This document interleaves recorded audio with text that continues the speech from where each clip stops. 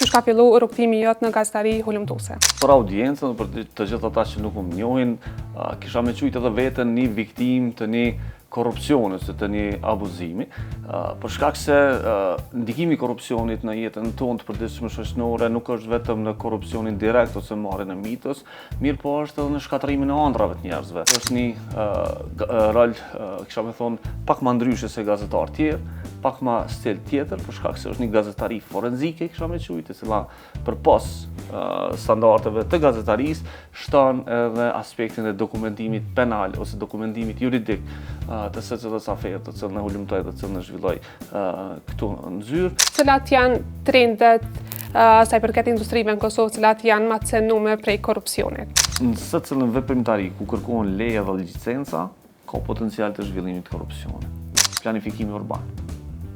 Sektori më i korruptuar në vendin tonë. Sa mundet më një i sigurt, një qytetar i thjeshtë do në adreson një rast të komunitetit lokal, sa jetë në siguri të ata që ata nuk mund të cenu për një palës drejt që është e përfshim në këtë rast. Pa e marrë informacionin, se çka kemi raportu, këshilla e parë për njerëzit është çka i mbrojmë na.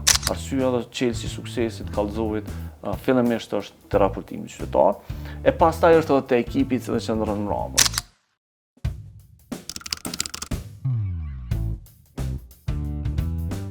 Përshëndetje nga unë Diana Lusha dhe mirë se vini në podcastin Diana Stories. Sot gjendemi në Prishtinë, konkretisht në ambientet e platformës kallzo.com, ku për mysafir e kemi kryeredaktorin e platformës, zoti Kreshnik Gashi.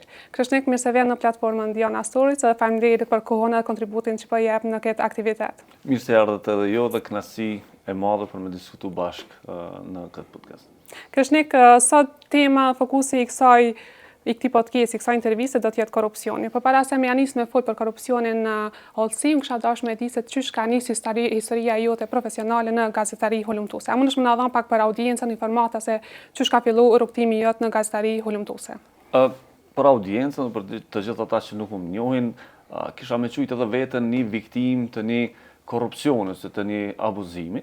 Për shkak se ndikimi i korrupsionit në jetën tonë të përditshme shoqërore nuk është vetëm në korrupsionin direkt ose marrjen e mitës, mirë po është edhe në shkatërimin e ëndrave të njerëzve.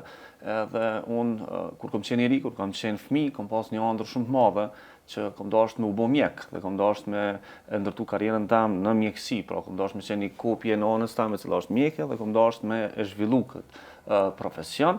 Mirë, po për fat keq, sistemi arsimor i Kosovës në atë kohë ka qenë i dëmtuar skajshmërisht fillimisht prej luftës dhe në anën tjetër edhe pak për shkak të keq menaxhimit në kohën e pas luftës ku nuk kemi mbrime ndërtu shpejt një sistem të qëndrueshëm arsimor.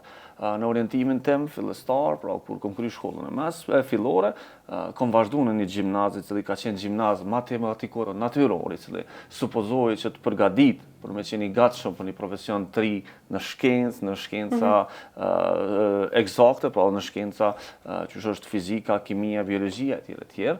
Po fatkeqësisht cilësia e mësimit në gjimnaz nuk më ka garantuar që unë mri me realizu ëndrrën time dhe kur kam reflektuar në fund të vitit 4 dhe kam pa që kapacitetet e mia me njohuri të përgjithshme për biologjinë, fizikën, kimin dhe shkencën të cilat janë të domosdoshme për mu zhvillu në fushën e mjekësisë janë shumë të ulta për shkak të kualitetit të dobët të mësimit në atë kohë dhe kam pa që është pothuajse e pamundur me realizu ëndrrën time në këtë drejtim. Dhe pastaj nisi me i pa ku i kam shtyllat më të forta në ndërtimin tim profesional deri atëherë. Pra, dhe do të me kuptu që formësimi i individit nështë ndodh në këto 12 vjetë shkollë të cilat i zhvillan paraprakisht, dhe kam pa që në shkencat shoqërore jam shumë i përgatitur, kam studiu bukur mirë historinë, filozofinë dhe shkencat sociale dhe kam rri deri te një ndërtim i një ideje se ku po e çoj karrierën tim profesionale. Për shkak të një backgroundi familjar të cilën e kemi në familjen tam, gjithmonë ka qenë ajo ideja për me pa kontributin e individit në raport me shoqërinë, pra jo në raport me përfitimin financiar për familjen, mirë po në raport për kontributin për shoqërinë dhe mbi këtë bazë është ndërtuar dhe ideja me qenë mjek, pra me u shërby njerëzve, dhe mbi këtë bazë është nisur dhe mu ndërtu ideja me u shndërru një jurist, i cili i shërben komunitetit dhe i shërben të mirës publike, pra mbron ligjin, sundimin e ligjit dhe elementet tjera. Dhe në këtë drejtim kom vendos jo me shku në fakultet ekonomik, për shkak se e kom pa që është një fakultet i cili të mëson qysh me përfitu, me zhvillu biznes e tjera që nuk kanë qenë targetet mia, dhe kom vendosur me shku në fakultet juridik, me idenë që kom u shndru në një person i cili ka me luftu të keqen, pra kom nis me u aktivizu në lexim për grupet kriminale, në lexim për ambientin e tjera, dhe kom shku me synimin mu zhvillu në aspekt profesional, sidomos në drejtën penale, për me mri, mu shndru në një prokuror i cili lufton të keqen dhe vazhdon tutje. Në ndërkohë, kom pa të studiu fakultetin juridik, kom pa një problematik të madhe cila ka qenë atë kohë, që ka qenë problematika e rekrutimit, problematika e cila një pjesë të madhe të angazhimit të njerëzve në punësim e shehke në aferat korrupsionit dhe të nepotizmit, dhe kom vendos me i thonë jo, një sistemi tillë, kom vendos me hynë gazetari. Pastaj, kur im hynë gazetari, kom pa që muj me ndryshu shumë a shumë se sa tu qenë një prokuror, se sa tu qenë një gjykat, se sa tu qenë pjesëtar i një sistemi.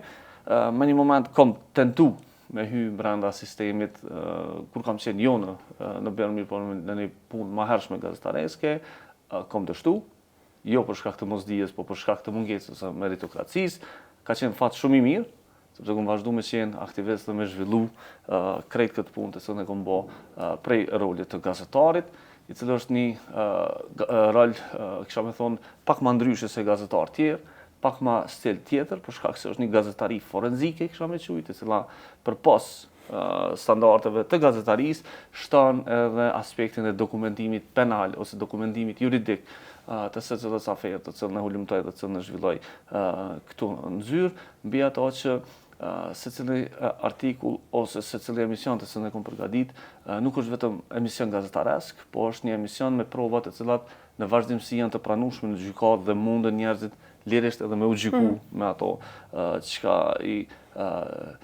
çka thjesht publikohet në këtë drejtim.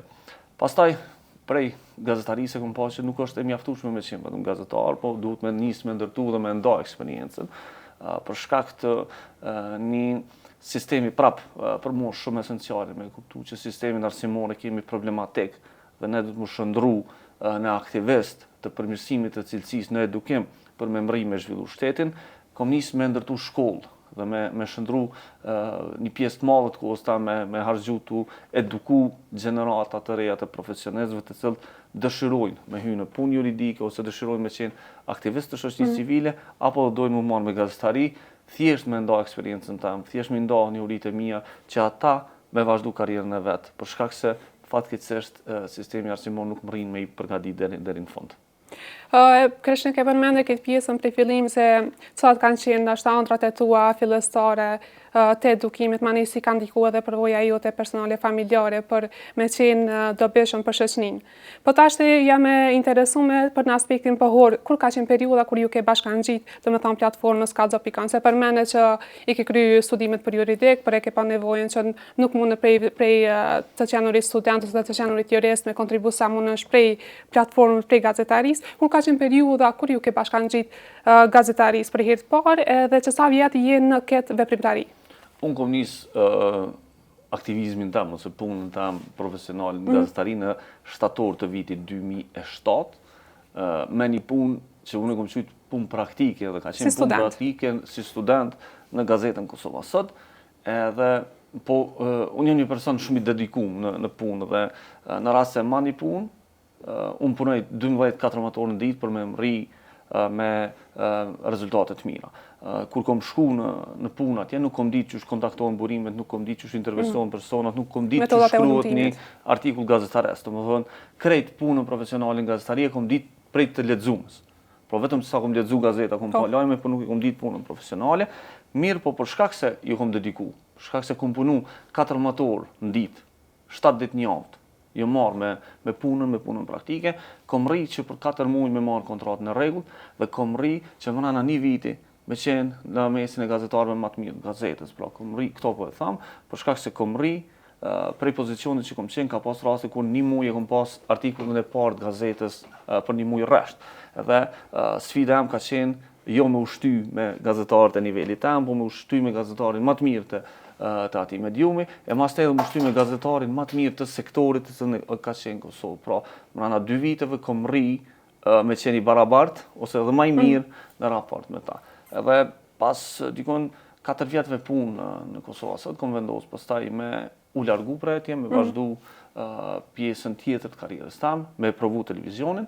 Dhe në 2012 jam bashku ekipit të drejtësisë në Kosovë. Në atë kohë ka qenë emisioni më i shikuar u lumtus dhe kom vazhdu fillimisht me 2 emisione në muaj, pastaj pas 4-5 muajve e kom zhvillu krejt emisionin. Pra kom marrë Kjo në kuadër platformës Binit, apo? Kuadër të platformës së Binit dhe të Internews Kosovës. Pra, i drejtësia në Kosovë ka qenë produkti 2 organizatave, Internews Kosovës edhe Binit, dhe në atë kohë më është besu emisioni, më është besu lumtimi dhe kom vazhdu. Pra, prej vitit 2012 tutje, kam qenë autor i drejtësisë në Kosovë, janë për programeve më të mira ulumtuese që ka ekzistu prej pas luftës në Kosovë dhe prej programeve me rezultatet më të mëdha në gazetarinë ulumtuese prej pas luftës në Kosovë.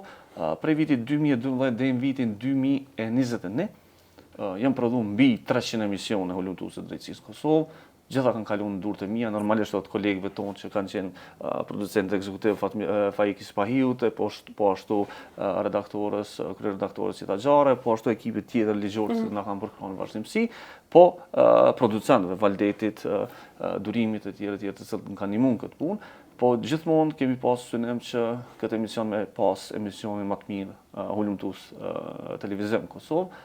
Fatkeqësisht emisioni na është ndalu në mënyrë autoritative, në mënyrë jo të drejtë prej ndikimit politik dhe grupeve të interesit, po në ndërkohë kemi vazhdu me ndërtu prezencën tjetër në Kallëzo për një më.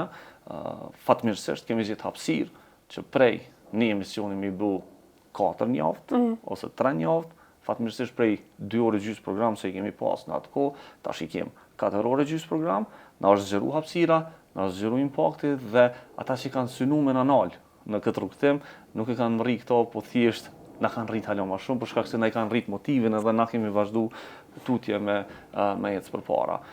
Po arsyet thjesht për mu kthy në esencën e pyetjes, mu kthy në ato që unë e ndjej këtu është që kur jam bashku me këtë ekip në 2012 i kom gjetë krejt çka i duhet një gazetari profesionist, dhe pastaj e kom pa që nuk ka asnjë nevojë dhe asnjë arsye me vazhdu dhe me qenë pjesë e ekipeve të tjera. Thjesht hapësirën që e kom gjetë këtu, hapësirën që cila është kriju, pastaj këtu ka qenë njëra prej hapësirave më të mira për me zhvillu gazetarinë profesionale në krejt Evropën. Pra nuk po flas për gazetari të Kosovës, nuk po flas për gazetari të rajonit, po flas për nivel të mediave ndërkombëtare ku hapësira e gazetarit për me zhvillu profesionin e vet dhe ndihma për me garantu punë kualitative është e lartë dhe kjo pastaj është e garanton rezultatin të cilën pastaj kemi pas. E qartë, pra për me përmbledh gjithë ata që thavi, ju i keni bashkangjitë platformës Kallëzo.com prej vitit 2012. Sigurisht gjatë rrugtimit ju jeni edhe avancu me pozitë. Tash ju e gëzoni pozitën e kryeredaktorit të platformës Kallëzo.com. A mund të na tregu për neve audiencë se çka përfshin roli yt, përgjegjësitë tua, si fillon një ditë e juaja këtu në zyre? Cili është roli yt?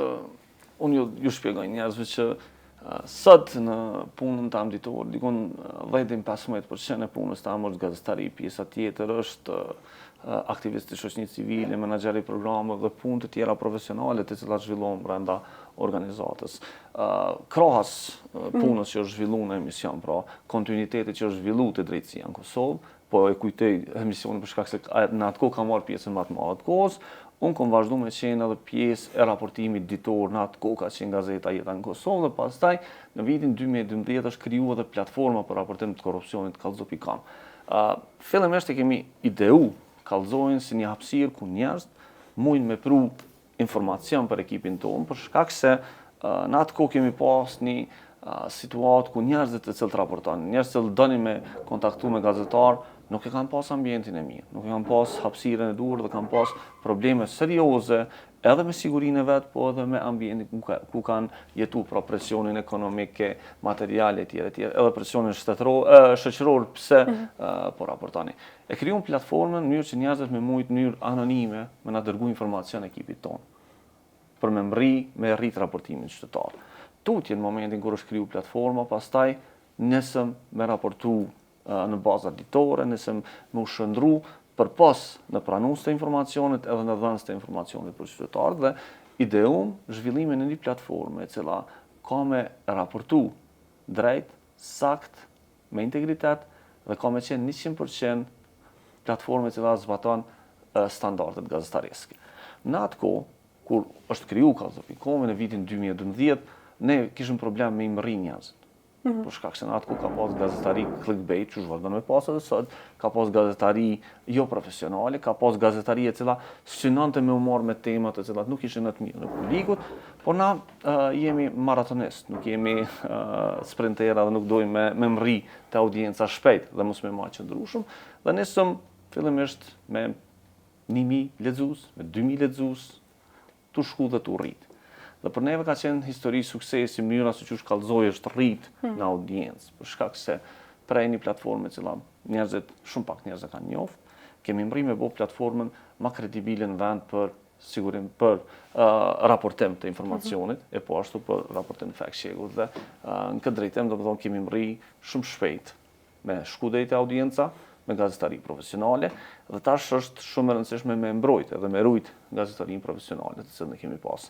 Unë prej vitit dikun në mujt e parë pasi që kam hy këtu, kam vazhdu pastaj me qenë koordinatori projektit të Kallzoit, pra Kallzoi është zhvillu si pjesë një programi 12 vjeçar i cili ka qenë Kosovë për luftimin dhe fuqizimin e institucioneve të cilat e luftojnë korrupsionin, pjesë e programit SAEK. Dhe në këtë kohë kam qenë koordinatori i programit të SAEK-ut dhe kam vazhdu me koordinimin dhe ndërtimin e bashkëpunimeve etj. Për mi garantu pasaj rezultatet e cilat Kallzoi ka pas në kuadër të këtij programi. E për 12 vjet rezultatet janë shumë mëdha. Pra kemi 12 gjyqtarë dhe prokurorë të cilët nuk janë më në punë për shkak të raportimit ton, i kemi mbi 10 ministra të qeverisë të cilët kanë qenë të akuzuar ose janë të akuzuar për aferat korrupsionit, kemi 4-5 kryetarë të komunave të cilët kanë përfunduar me akt akuza, kemi më shumë se 200 njerëz të cilët ose janë në burg ose janë me akt akuza për shkak të raportimeve tona, dhe kemi 10 anëtarë të grupeve kriminale të cilët kanë përfunduar në grup për shkak të raportimeve tona. Këto e kemi bë, jo për shkak se na jemi Superman, po e kemi bë për shkak se na kemi mri me garantu konfidencë dhe besim tek publiku, të njerëz që e kanë informacionin për me raportu të na edhe për me na ndaj informacionin tonë. Pra, arsyeja dhe çelësi i suksesit Kallzoit fillimisht është te raportimi qytetar, e pastaj është edhe te ekipi i cili qëndron mbrapa. Pra, Kallzoi ka mri me ndërtu një ekip i cili din me kuptu drejt informacionin, me analizu dhe me ndërtu strategji të hetimit. Njëna prej elementeve të cilën shumica e institucioneve në Kosovë nuk e kanë, është strategjia e hetimit, të cilën na i kemi të zhvilluar brenda organizatës dhe na kemi strategji të hulumtimeve. Pra na pranojmë informacione dhe pastaj e shohim se ku duhet me hulumtu, cila është mënyra më e lehtë për me mri, cili është targeti jonë dhe çka duhet me mri në fund si rezultat. Pastaj caktohet ekipi, kush janë njerëzit që duhet me trajtu etj. Dhe kemi mri me shëndru një histori të suksesit për Kosovën, po edhe për këtë rajonin. Kallzoi sot promovohet si një mënyrë e angazhimit qytetar, si një mënyrë e suksesshme e angazhimit qytetar, e po ashtu si një histori e suksesit se qysh shoqënia civile mundet më angazhu duke përdorur media për me parandalu dhe luftu korrupsionin dhe promovohet në krejt rajonin, po në krejt botën si success story. Fatmirësisht, Kallzoi ka nisë me u kopju edhe prej organizatave të shoqënisë civile në rajon. Tashmë veç kemi kërkesat e para për me e marrë njohurinë tonë, ose ato know-how-in, se të quajmë këta në anglisht, për eksperiencën tonë, dhe tash presim që kjo teknikë, kjo metodologji më përdorë në vendet e tjera edhe në rajon po në këtë botën. Këshnik, faleminderit për këtë përgjigje. Ju e dhat një përgjigje se ideja, do me thonë, fushëprimi juj këto në kallëza, që ju keni bashkangjitur kredibilitetin që e kam rri platforma kallëza në Kosovë dhe rajon për punën që e bëni në gazetari hulumtuese. Por sa jemi tek këto pyetje që po i them nivel personal, unë kisha dashur me ditë një pyetje këtë përvon në aspektin personal. Ju e di që jeni mesatos edhe prind familjar. Sa ndikon ky status të qenërit qytetar i Kosovës që ju me fuqizuan dhe më shumë platforma juj në luftimin e korrupsionit në Kosovë? Tash çdo profesion ka dhe një ndikim familjen juj, pra nëse nuk e punun ndërtimtari, edhe kemi pas një ditë lodhshme, ju kur shkoni në shtëpi keni me pas nevojë me pushu, pra s'keni me pas kohë për me qëndru me familjen e juj etj.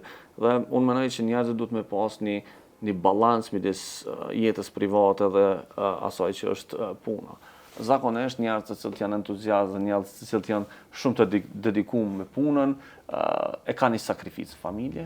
Pra kompromisi i parë të cilën e bojnë është kompromisi me kohën të cilën e harxojnë familje.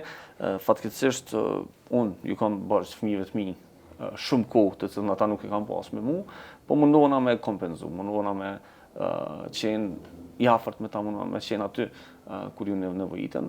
Kam 3 fëmijë të cilët janë të rritur në mënyrë shumë të mirë dhe janë shumë të shëndetshëm dhe mendoj që nëse dikujt i kam bërë në jetë i kam vetëm fëmijëve të mi në raport me kohën të cilën ju ka mungu në rritjen e tyre, po shpresoj që nuk ka mu kthy në të keqe, po shpresoj që ata kanë mu ndërtuar në fëmijë të mirë, kanë me qenë ndjekës pasues të prindëve të vet dhe të familjes të vet, të cilën dhe kanë modele të mira se ç'është më zhvillu.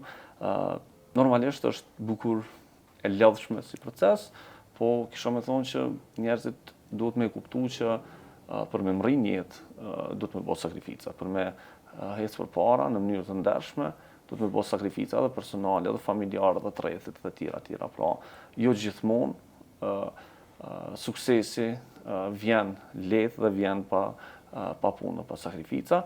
Mendoj që në aspektin shoqëror na duhet me kuptu që puna është ajo që e zhvillon njeriu dhe puna e ka pru njeriu ku është këtu sot.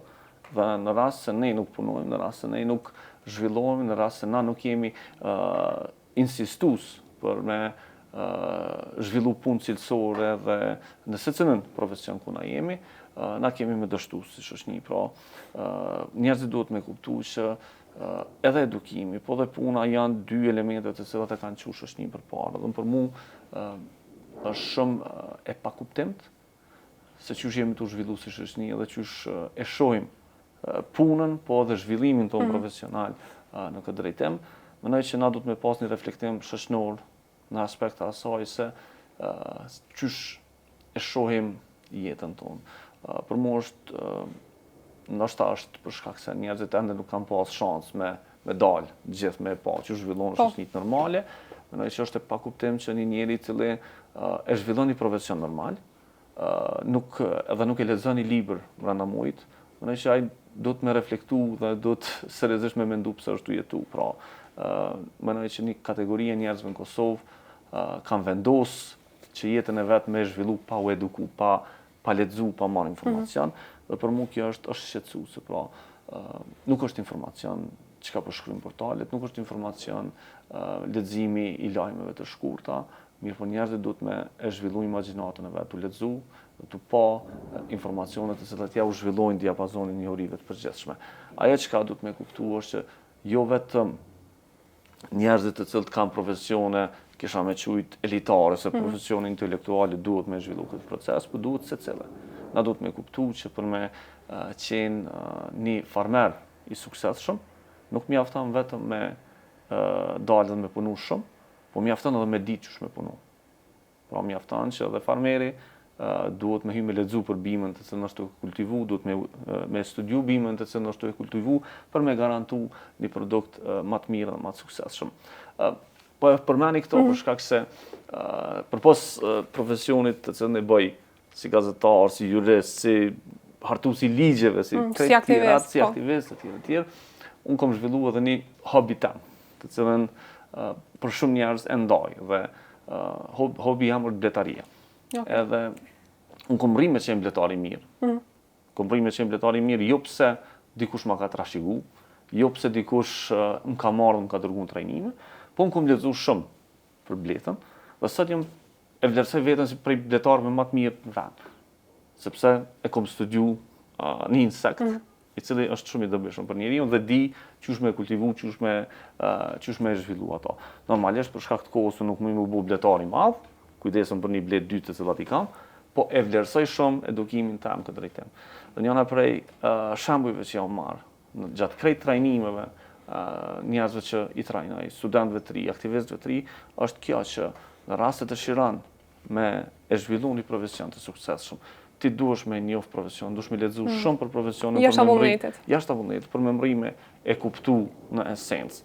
Fatkeqësisht, njerëzit që po na vinë prej studimeve, nuk po vinë të dishëm. Një pjesë e madhe tyne po na vinë njerëz që nuk kanë lexu për profesionin të cilën e kanë marrë, nuk e kanë studiu profesionin që e kanë marrë, thjesht kanë menduar me u fut në profesion për me gjetë një vend punës. Dhe kjo është problematike, pra, nëse ke shku 15 vjetë shkollë, po e them 12 vjetë shkollë të mesme plus fakultetin dhe vjen dhe nuk i ki një uri të përgjithshme të jetës shoqërore, atëherë kjo është problematike. Mendoj që ne do të më reflektu si shoqëri në këtë drejtim, ma pak kohë në kafe, ma pak kohë të harxhuar në çështje të cilat janë shumë periferike, shumë ma shumë kohë në familje, shumë ma shumë kohë në lexim dhe studim dhe normalisht ajo që duhet poshtë me trajtu është me marrë me sport, që njerëzit të mëri, mos me kalu në obezitet dhe elemente tjera. Po ata që mujnë me një këtë gjerim këtë emision, duhet me kuptu që thjesht njerëzit nuk lindin të ditur, po dia zhvillohet, dia kultivohet, e për me kultivu dijen duhet me ka harxhu kohë të marrë informacion, të lexu. Pra, unë nuk njeh njerëz të cilët janë të suksesshëm në Kosovë vetëm për shkak se kanë pas fat. Edhe pse na në publik dukemi që kemi pas fat, duhet me kuptu që nuk është fate që ne është angazhimi, po është angazhimi. Pra, unë nuk kam pas fat pse jam gazetari, nuk e kam marrë lotari këtë profesion, po e kam marrë dhe e kam zhvillu deri këtu, për shkak se 17 vjet kam punu dhe jam angazhu 12 deri në 14 orë në ditë. Po, kur po flas në kupton që e qunë ora 6 mëngjes dhe ja kemi nis me menu për profesionin dhe e ron gjëm të menu që ka kemi botë të nesërme. Pa pas mrena asni angazhim tjetër, pa pas mrena asni analizë tjetër mrena vetës. Dhe suksesin këto situata garantohet në secilin profesion. Po normalisht nëse isha qenë ora 9 dhe kisha nis me menu ku më shku me pi kafe, para se me nis me menu ku po du cilën story e kam, pastaj kur ja kisha nis me pi kafe me menu për punë të hallkut, jo për punë të mia dhe jo për punë të profesionit, atëherë normalisht një pjesë e kohës tam ish harxhu dhe kish shku kot dhe nuk i kisha pas këtë rezultat. Kështu që është shumë e rëndësishme kuptu njerëzit që profesionet nuk merren në llotari, profesionet nuk janë fat, po janë dedikim dhe mrihen vetëm me punë dhe vetëm me përkushtim të njerëzve. Fajtona me ty Kreshnik, faleminderit për këtë informacion dhe ndarjen e përvojës personale së qenurit prind, sigurisht që ka ndikuar edhe në qenurit pranë familjes juaj, pranë fëmijëve të juaj, po për një sakrifisë më të madh për me qenë afatgjat tyne edhe të shoqënisë sonë. E përmend edhe këtë aspektin që çdo punë nuk mjafton me pas vullneti, po është edhe përkushimi, është edhe një ritëm mbrapavit që duhet për me qenë i suksesshëm në këtë rast edhe në platformën juaj. Po vetëm një element ndoshta më shtu. Unë edhe fëmijët mi, po edhe njerëzve për rrethit. Shumica e prindve në Kosovë, shumica prej diskurset që na e shohim në përditshmëri, kujdesemi shumë për të mirën materiale. Pra, orientimi shumë prindve në Kosovë është sa banesa po ja u lojmë fëmijëve, çfarë kerre po ju lojmë, sa parë po ja u lojmë konto. Realisht, shumë prej vlerave pasurore që na menojmë i kriju për fëmijët tonë, mund me qenë shumë të pavlefshme për ta. Pra, është shumë e rëndësishme që na duhet me ndryshu pak një farë mentaliteti i cili është pjek, materialisht i cili është pjek shoqërinë tonë. Mendoj që fëmijëve ju nevojitet edukim dhe ju nevojitet shkollim i mirë dhe edukim i cili i garanton atyre thjesht sidomos për ne si shoqëri tranzite më të tjeshëm karrierën e vet. Këto po e them për shkak se prindët e mi kur gjë nuk më kishin kry punë me mi pas lënë mu 2 banesa trashëgimi, i kisha pas një pasuni, eventualisht një banesë me jetu, një banesë për me marrë një qëra, po jo në i gjomat madhe. Vlera më e madhe që prindët e mi më kanë dhënë është edukim. Është mundësia që unë më shkollu mirë, është mundësia që unë me qenë njeri me vlera. Dhe këto do të me pasë synim se cilë prind në Kosovë. Me eduku mirë fëmijët e vetë, me ju garantu aty në shkollim cilësor që ata me mujtë pastaj. Në ditën e parë kur të bëhen të aftë për me nisë me punu, me ditë qysh me kry punën dhe me ditë qysh mu zhvillu në një ambient që është Kosova ose qysh mund me qenë jashtë pra me dalë në tregun ndërkombëtar. Pra, mesazhi jam shumë i qartë për prind, për moshatarët e mi që janë sot të eduku fëmijë, mos u kujdesni shumë sa banesa keni me ulon fëmijëve. Po kujdesuni shumë, a ka mri fëmija kur e ka kry klasën e parë, me i ditë të gjitha mësimet, të gjithë plan programin të cilën e ka pas fëmija për me mësu gjatë klasë. Në rast se e ka kry fëmija shkollën e mesme, a ka mri me marë të pak të nivelin bazik të edukimi, të cilën e ka pas në këtë drejtim. Nëse nuk e ka mri, nuk është shumë e rëndësishme me ja bleni vetur. Është shumë e rëndësishme me kujdes që ai kthehet dhe i mëson gjitha këto. Një kurs si shtesë, një trajnim shtesë, një diçka shtesë, e animon fëmin për me reflektu dhe për me pas. Ndihma që duhet m'ia vëllon fëmijëve nuk lidhet vetëm me materialin, po lidhet me edukimin dhe lidhet me zhvillimin e tyre të matutjeshëm. Një njeri i cili unë shpesh e them Kosova është vend i mundësive. Edhe në vendin tonë për shkak të një diskursit gabum, na kemi dekuraju shumë njerëz me u bot sukses shumë këtë vend. E kuptoj që njerëz menojnë që secili që është zhvilluar këtë vend është zhvilluar për shkak të korrupsionit, për shkak të nepotizmit, për shkak të njohurive etj. Po jo në gjitha rastet kjo është e vërtetë. Ka njerëz të cilët vetëm për shkak të punës, për shkak të angazhimit kanë mri dhe kanë suksesin këtë vend. Për këtë arsye na do të më tregu njerëzve që në rast se punon shumë, në secilin profesion keni me marr më të mirën e mundshme. Pra, edhe nëse je mjeshtër i pllaka, edhe punon shumë, bën orë shtesë, e kryen punën mirë, nuk tenton me mashtru klientin, ti ki me u pagu mirë.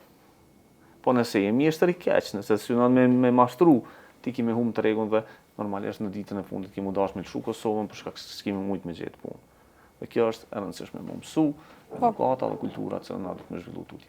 Kreshnik e përmende edukimin si mjet i zhvillimit që duhet promovu në diskurs qoftë familjar, qoftë edhe në shoqëni, sidomos në shoqërinë tradicionale si që është Kosova. Kur jemi te edukimi dhe tek fokusi i këtij podcasti, meqenëse se jemi tek korrupsioni, qysh na kishe shpjegu korrupsionin për te fitimit material? Çka është korrupsioni sipas teje si gazetar të lumtus?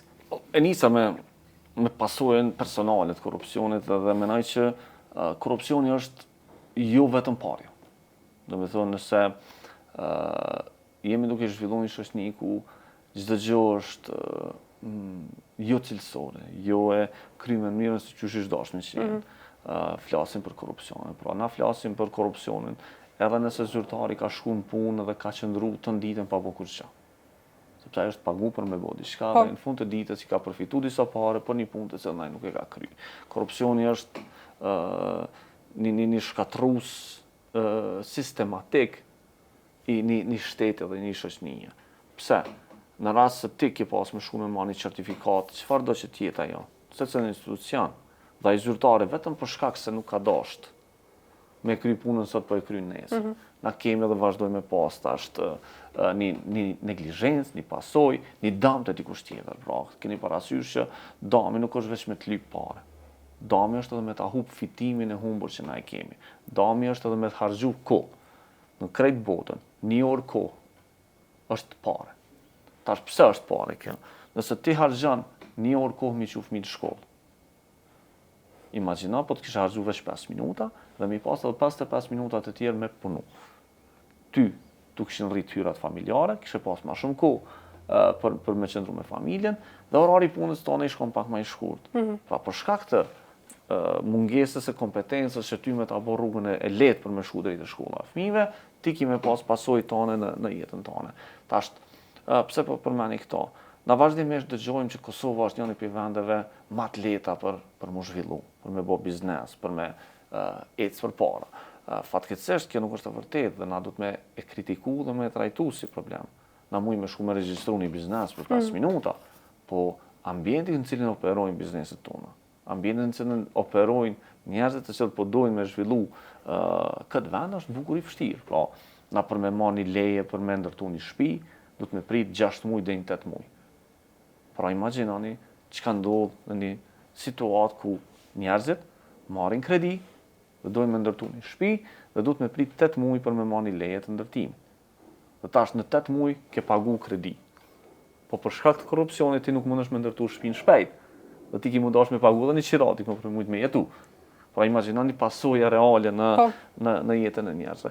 Dhe këto janë terma të cilët na duhet mi shpjegu. Ose situata kur njerëzit investojnë gjitha parat e veta me bleni pronë, e cila për shkak të korrupsionit nuk është i legalizuar. Dhe tash njerëzit mesin pa mujt me marrë kredi dhe pa mujt me pas qasjen financa. Ose situatat e tjera hala ma të rënda. Sepse korrupsioni përpos që ty nuk ti lejon të drejta. Krijon disbalans të madh midis atyre që japin parë dhe atyre që nuk japin parë. Po e zojmë, keni hap kafiteri, keni hap një bar, një pub, një element tjetër, dhe ju po doni me punu nërshëm. Dhe ju po doni me punu sipas rregullave ligjore. Pra ligji thot që në kafe mrena nuk bën mu pi cigare. Ligji thot që kafe do të mu mshel në orën 11 natës. Dhe çka ndodh? Për shkak se ti punon nërshëm, për shkak se ti nuk po don me korruptu inspektor, ti ki me qeni pa barabart me kojshin tani cili ka korruptu dhe po don me punu të përdor aferat korrupsionit. Pse? Momentin kur nuk kime toleru duhanin mrena, ty ka me tra puna, për shkak se ata që pinë duhan kanë me shku taj kojshia i vetë. Në momentin që ti toleron, ty ka me të ardhë inspektore dhe ka me dënu. Në momentin e parë, hupe pare. Momenti tjetër është, ti ke mbyll në orën 11 natës. Kojshia jetë nuk e ka mbyll dhe ka punu dhe në orën 1 natës. Ka punu dhe 2 orë shtesë. Çka krijon kjo? Kjo krijon tash një disbalans të madh. Për shkak se për 2 orë ai gjeneron më shumë fitim, për 2 orë ai krijon më shumë kursime dhe vitin tjetër, kur vjen puna me renovu lokal, ti nuk ki parë, sepse ti veç i ke shpenzu këtë parët për me jetu, për me etj, ndërsa ky që është marrë me korrupsion, ky ka mi pas një 2.000-3.000 euro më shumë. Dhe disbalansi shoqëror pastaj që krijohet për shkak të korrupsionit është shumë i madh. Dhe ti mbetesh i diskriminuar këtë vend, ka dalë shkon ka falimentim dhe ka dalë ti mbetesh i bllokuar në këtë drejtim. Pra i mora shembuj të cilët janë real, të cilët neve në jetën reale na krijojnë probleme në këtë drejtim. Njëjtë shëndetësi, njëjtë elemente tjera. Njëjtë edhe në nivel personal. Problemi është që na duhet fillimisht me trajtu korrupsionin në aspektin shoqëror, apo dojmë me ekzistu mbi vlerat e korrupsionit, apo po dëshirojmë me e luftu si fenomen. Mendoj që për dallim për rajonit Kosova ka një fat mirë për shkak se ka ende qytetari aktiv dhe njerëz që po e refuzojnë mu bë pjesë sistematike e korrupsionit. Po presioni për mi shti njerëzit mu korruptu është shumë i madh. Presioni për mi shti njerëzit me dalë jashtë rregullave është shumë i madh. Dhe definitivisht na nuk duhet me pa korrupsionin vetëm në tendera. Po duhet me pas një proces shoqëror ku sëndimi i ligjit, rregullat duhet me vlejt për gjithë njëjtë. Por edhe rregullat e trafikut, edhe rregullat e biznesit, edhe rregullat e edukimit, edhe gjitha tjera. Në momentin që kemi tolerim ose shmangje për rregullave, na me njerë jena të ekspozuar të korrupsioni. Tash, a mundet krejt kjo mu luftu? Në një botë ideale, po. A ka një vend botë që në 100% e ka trajtu korrupsionin? Jo, nuk ka. Problemi jam është që na ende nuk kena mri me ndërtu mekanizma të cilët njerëz i bojnë me utut seriozisht prej përfshirjes në korrupsion ose mos kryerjes së punës vet. Dhe këto po e them për shkak se niveli llogaridhënies brenda institucioneve ende është shumë i ulët. Ende njerëzit brenda institucioneve nuk e kanë vullnetin për me trajtu deri në fund çdo abuzimi i cili vjen. Vullnetin, kapacitetet. Kapacitetet ekzistojnë. Për shkak se na duhet me kuptu që Kosova ka një bazë shumë mirë ligjore. Sepse kapaciteti fillestar është ligji. Po. Dhe tash kur ekziston ligji, njerëzit vetëm duhet me përdor. Për shembull, vitin e kaluar, jemi marrë me një projekt në cilën duhet me kuptu na si organizatë synojmë me ndryshu sjelljen e institucionit në raport me dukuritë të cilat i kanë. Dhe synojmë me ndërtu raste model. Qysh duhet me u trajtu një rast i korrupsionit, një rast i llogaridhënies etj. Edhe imagjinoni, në Kosovë për shembull për më shumë se 15 vjet janë publikuar raportet e auditorit. Çka ndodh? Ato janë raporte fenomenale ku gjeten parregullsi, keq menaxhim, keq përdorim etj. Dhe çka ka ndodhur? Ne kemi pasur që ka pas një praktikë, e cila ka qenë praktikë e gabuar. Pse po e them e gabuar? Për shkak se raportet nuk janë përdorur për llogaridhënie. raportet ju pa vetëm si rekomandime, dhe institucioni ka shu një listë gjatë me rekomandime, që ka me punu, edhe është kërku llogari penale. Pra raporti si raport u shku në prokurori, heton se ka kësaj përdorime. Po në anën tjetër, rezultatet për prokurorisë tregonin që nuk po mujnë me gjetë vepra penale. Edhe ta çka bëjmë na? Ulem dhe shohim bazën ligjore. Edhe shohim që për shumicën ose për një pjesë të madhe të shkeljeve të raportit i auditorit nuk ka vepra penale. Po ekziston një tjetër element. Ka shkelje disiplinore. Ka veprime të cilat në situatë normale, po të iniciohet një procedurë disiplinore brenda institucionit, zyrtarët mujnë edhe me hu punën. Edhe ulem edhe i analizojmë raportet e auditimit të 5 komunave të Kosovës. Dhe i gjejmë që aty janë më shumë se 100 zyrtarë, për të cilët komuna do të me hap procedura disiplinore. Çka bëjmë? Ulem dhe i bëjmë shkresat për kryetarët e komunave. Me paralajmërim që kryetarit e komunës, në rast se nuk ka procedurë disiplinore, ndaj tij do të iniciojmë procedurë penale në prokurori. Dhe kryetari kur e sheh shkresën përpara thotë, "Okej, unë duna me bë mandati jam është me nis procedurë disiplinore." Okej, nëse nuk e bëj, shkojmë në burg, tash nis procesi llogaridhanës. Dhe prej 100 rasteve që i kemi shu, më shumë se 10 njerëz janë dënu me ulje të pagave në komunat e Kosovës për shkak të ndërtimit të këtij modeli. Çka ndodh tash? Në këto komuna ku ka pas njerëz që ju ka ul paga për shkak të raportit auditimit. Të keni parasysh ulja e pagës në kupton që edhe kemi pas një 3 vjet nuk kemi pas të drejtën për mu avancu, tash njerëzit kanë nisë me marrë seriozisht raportet auditorit. Tash njerëzit kanë nisë me kujdes seriozisht në punën e vet, mos me qitë në shkrimin kërkon ku mujnë me shkel ligjin. Ose me kalkulu. Okej, po e qas në shkrimi, po e di që me bu me mëzun, kanë me mësagatu. Deri tash, ka qenë, u mëzujnë, së mbujnë kur gjë. Tash, u mëzujnë, valojnë, kom e pas shumë pasoja. Pra, do të me ndërtu modele të cilat njerëzit i bujnë llogaridhënës, po dhe i bujnë mu tut para se me marrë vendime, të cilat mujnë me qenë kundërligjshme. E ky sistem Kosovë ende nuk është ndërtu, fatkeqësisht në ato që na e quajmë vizionin strategjik, na nuk po e shohim që njerëzit të cilët janë të përfshirë në politikë kanë ide, dhe kanë vizion dhe e kanë trasu rrugën ku po dojnë mu nisë, pra nëse i marrim fushatën e fundit zgjedhore, po e them për shkak se tash nuk jemi në fushatë, prej kitë partive politike, ti nuk sheh vizion se qysh ata kanë me e trajtu problemin e korrupsionit, qysh ata kanë me e trajtu prej gjenezës e deri në punën finale, që është mi dërgu njerëzit në burg dhe mi sekuestru pasuri, nuk sheh vizion për me trajtu si problem, sheh ndërhyrje copa, po jo një strategji të qartë se qysh ka mu trajtu ky problem dhe mu ul në 10 vjet të ardhshme. Dhe mendoj që duhet me pas një reflektim serioz, edhe ata që janë të dashur me bë politikën, edhe ata që janë të dashur me marr kompetenca të reja në këtë fushë, që me ulë dhe me trajtu problemet reale të korrupsionit dhe me ndërtu një shoqëri e cila të paktën garanton barazimin e njerëzve, të paktën garanton një ambient qetë ku njerëzit mujnë me operu ndershëm. Na mujnë mi dhonë shumë hapësirë njerëzve që dojnë me zhvillu vendin. Mujnë me qenë një vend lehtë, një vend model, ku biznesi, ku shkollimi, ku shëndetësia, zhvillohen dhe shndrohen në model për Evropën. Fatkeqësisht na nuk mujmë për momentin me ju garantu njerëzve këtë punë. Fatkeqësisht na nuk mujmë me pru asnjë investitor të huaj vendin tonë mi garantu 100% që investimi vet ka me qenë i sigurt, i pacënueshëm dhe pa rrezik. Prej momentit kur ai hyp në aeroplan.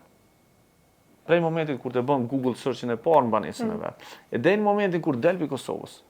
Krejt çka ka me ni është që pasiguri, mungesë e sundimit ligjit, burokraci, të zgjatje, mungesë sundimit ligjit e tjera.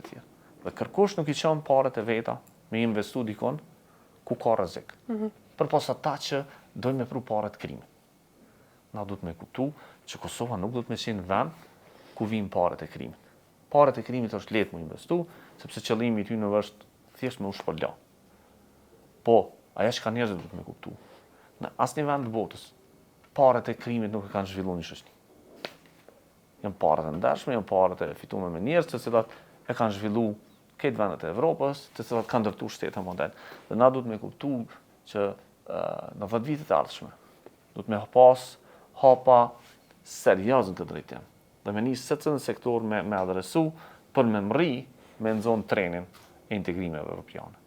Nuk ka me na marë as Evropa, as NATO, nëse na vazhdojmë me pas një shoqni të korruptume, me pas një shoqni ku prej cilësisë të ushqimit e deri tek mbrojtja e ambientit na nuk e respektojmë standardet e cilat duhet mi bë. Fatmirësisht standardet i kemi shkru në ligje, në rregullore, në normativ, po duhet me i zbatu. Dhe duhet me pas një çështje gjithë shoqërore në trajtimin dhe luftimin e korrupsionit. Na kemi mri me bo shumë, si kallëzo kemi mri me ekspozu një pjesë të madhe këtyre zbraztirave tjere. Kemi mri me ndërtu modele që njerëzit duhet me u bo llogaridhënës dhe me u nxjerr para drejtësisë. Mirë, po kjo është vetëm një pjesë e punës. Tash njerëzit duhet me kuptu që në secilin sektor duhet me unis trajtimi kësaj problematike, duhet me pas vizion të qartë ku duhet me shku në trajtim të korrupsionit dhe me vazhdu me kry punën mirë. Ajo çka duhet me kuptu është pasojat e cilën neve korrupsionin ai gjeneron çdo ditë në jetën tonë private. Pra, edhe pse na mujna me pa si përfitim momental, na duhet me pa e para që korrupsioni ka me urrit dhe ka me qenë i vazhdueshëm. Dhe e dyta, gjithmonë, nëse dikujt i kemi dhonë parë për korrupsion, dikon tjetër e kemi dëmtu. Dhe kjo neve ka më na kriju probleme sistematike. A mundën njerëzit me refuzu korrupsionin këtë shoqni? Mendoj që është shumë e rëndë mja u kërku njerëzve. Për shkak se ata kanë investu, kanë biznese, kanë familje, kanë elemente tjera. Po, të paktën me hezitu, me dhonë korrupsion është kërkesa minimaliste të cilën na duhet me pas, dhe analizimis që në rast se na po dojmë me përfshi dikon korrupsion, cila ka me qenë pasoja fatgjate. Pra, në rast se është ndërtu një biznes mbi vlerat korrupsionit, kur s'ka me mujt me dalë për saj, kur s'ka me mujt me dalë për ati backgroundit, në secilin fushë, në secilin pjesë. Normalisht, në secilin situatë duhet me kuptu që investimi në korrupsion nuk ka me ullë korrupsionin, po ka me rritë, ndërsa investimi për me luftu korrupsionin ka me na kriju një ambient mirë dhe të qetë për vendin tonë. E qartë. Krishnik e përmende shembuj praktik se çka është korrupsioni për te fitimit materiale, përmendet edhe punën e platformës kallza.com se çysh krijon modele, sidomos për sektorin institucionet publike, se çysh me qenë ma transparence, ma llogaridhënëse. Po më intereson në aspektin praktik të kallza. Cilat janë rastet më të shpeshta të aferave korruptive që ju në këtë rast i holumtoni? Ose si është, po them, vlerësimi i rrezikshmërisë? A më shumë adresoni targete sektorit publik, oligark, si është metodologjia cilin për shembull në mesin e shumë rasteve që ju i identifikoni për hulumtim, si e merrni ato më me prioritet këtë rast? Tash do ishte gabim nëse na kishu me nis prej rasteve vetëm të mëdha. Për shkak se çfarë metodologjie njihni? Ideja është me kriju besimin e njerëzve të cilët kanë potencial me na raportu. Edhe duhet me kuptu që sinjalizues të korrupsionit kur nuk vinte në platformë me rastin më të madh të cilën e kanë. Pra, dikush i cili po do të ndërtu besimin në platformë, nuk vjen me ta raportu korrupsionin masiv me një institucion, pa ta raportu fillimisht një rrugë të preshtë. Në rast se ti nuk e trajton një informacion sa do të vogël për me kriju besime, kur nuk kemi mbritë rastet të mëdha. Pra, është shumë e rëndësishme të kuptu këto. Dhe na jemi të zëtuar që e trajtojmë secilin rast. Pra, çka nuk kupton trajtimin, nuk kupton me marr me lexu, nuk kupton me marr me pa potencialin e saj, dhe nuk kupton me nda dikujt i cili merret me atë punë. Nuk kupton me punu me burimin, nuk kupton me taku burimin, nuk kupton që secili njeri i cili don me raportu në kallza.com me gjet dikon i cili lajmërohet në telefon, i cili lajmërohet në rrjetet tona sociale dhe i cili komunikon me ta. Nuk ka kritere domethënë prej absolutisht jo, sepse nëse ne kishim vendos kritere, atëherë na duhet me dalë dhe mi tregu kriteret, me thonë qytetarëve, ngani rastet e vogla s'keni nevojë me raportu, veç to të mëdha se me këto të voglat na s'po merremi. Jo, na kemi me marrë me secilin problem. Kemi me trajtu secilin problem, dhe kemi mu siguru që njerëzit marrin përgjigje në raportimet e tyre. Pra, kemi situata kur na duhet më tregu njerëzve, na nuk mujmë marrë në këtë rast, për shkak se s'kemi brum, nuk ka të thana, ose s'kemi edhe kapacitete në situata, po njerëzit duhet me marrë një përgjigje. E qartë. Njerëzit duhet me marrë kisha me thonë, një mund prej anës tonë, për me u trajtu problemin e tyre të cilën e kanë. Normalisht, jo probleme personale, jo probleme të cilat nuk janë në interes të domenit publik, po na duhet me nisë me bo këtë punë. Kjo është problem për shkak se këtë qasje e kemi, për shkak se kemi pa që një pjesë e institucioneve vazhdojnë me injoru problemet e vogla, po neve na tregojnë që prej problemeve shumë të vogla, na kemi mri me gjeneru skandale shumë të mëdha të korrupsionit. E keni një qasje gjithë Për shkak se na ka ndodhur për shembull, një kryeprokuror e kemi në zonë aferë të korrupsionit për shkak të një rasti shumë të vogël të një ndarje të një çifti bashkëshortor. Të cilët në një situatë normale, po të kishin shkuar polici me fol për ndarjen, policia s'kish fol për çka kanë ata. Po na kemi zbuluar një aferë të madhe të rrjedhës së përgjimeve prej atij rasti.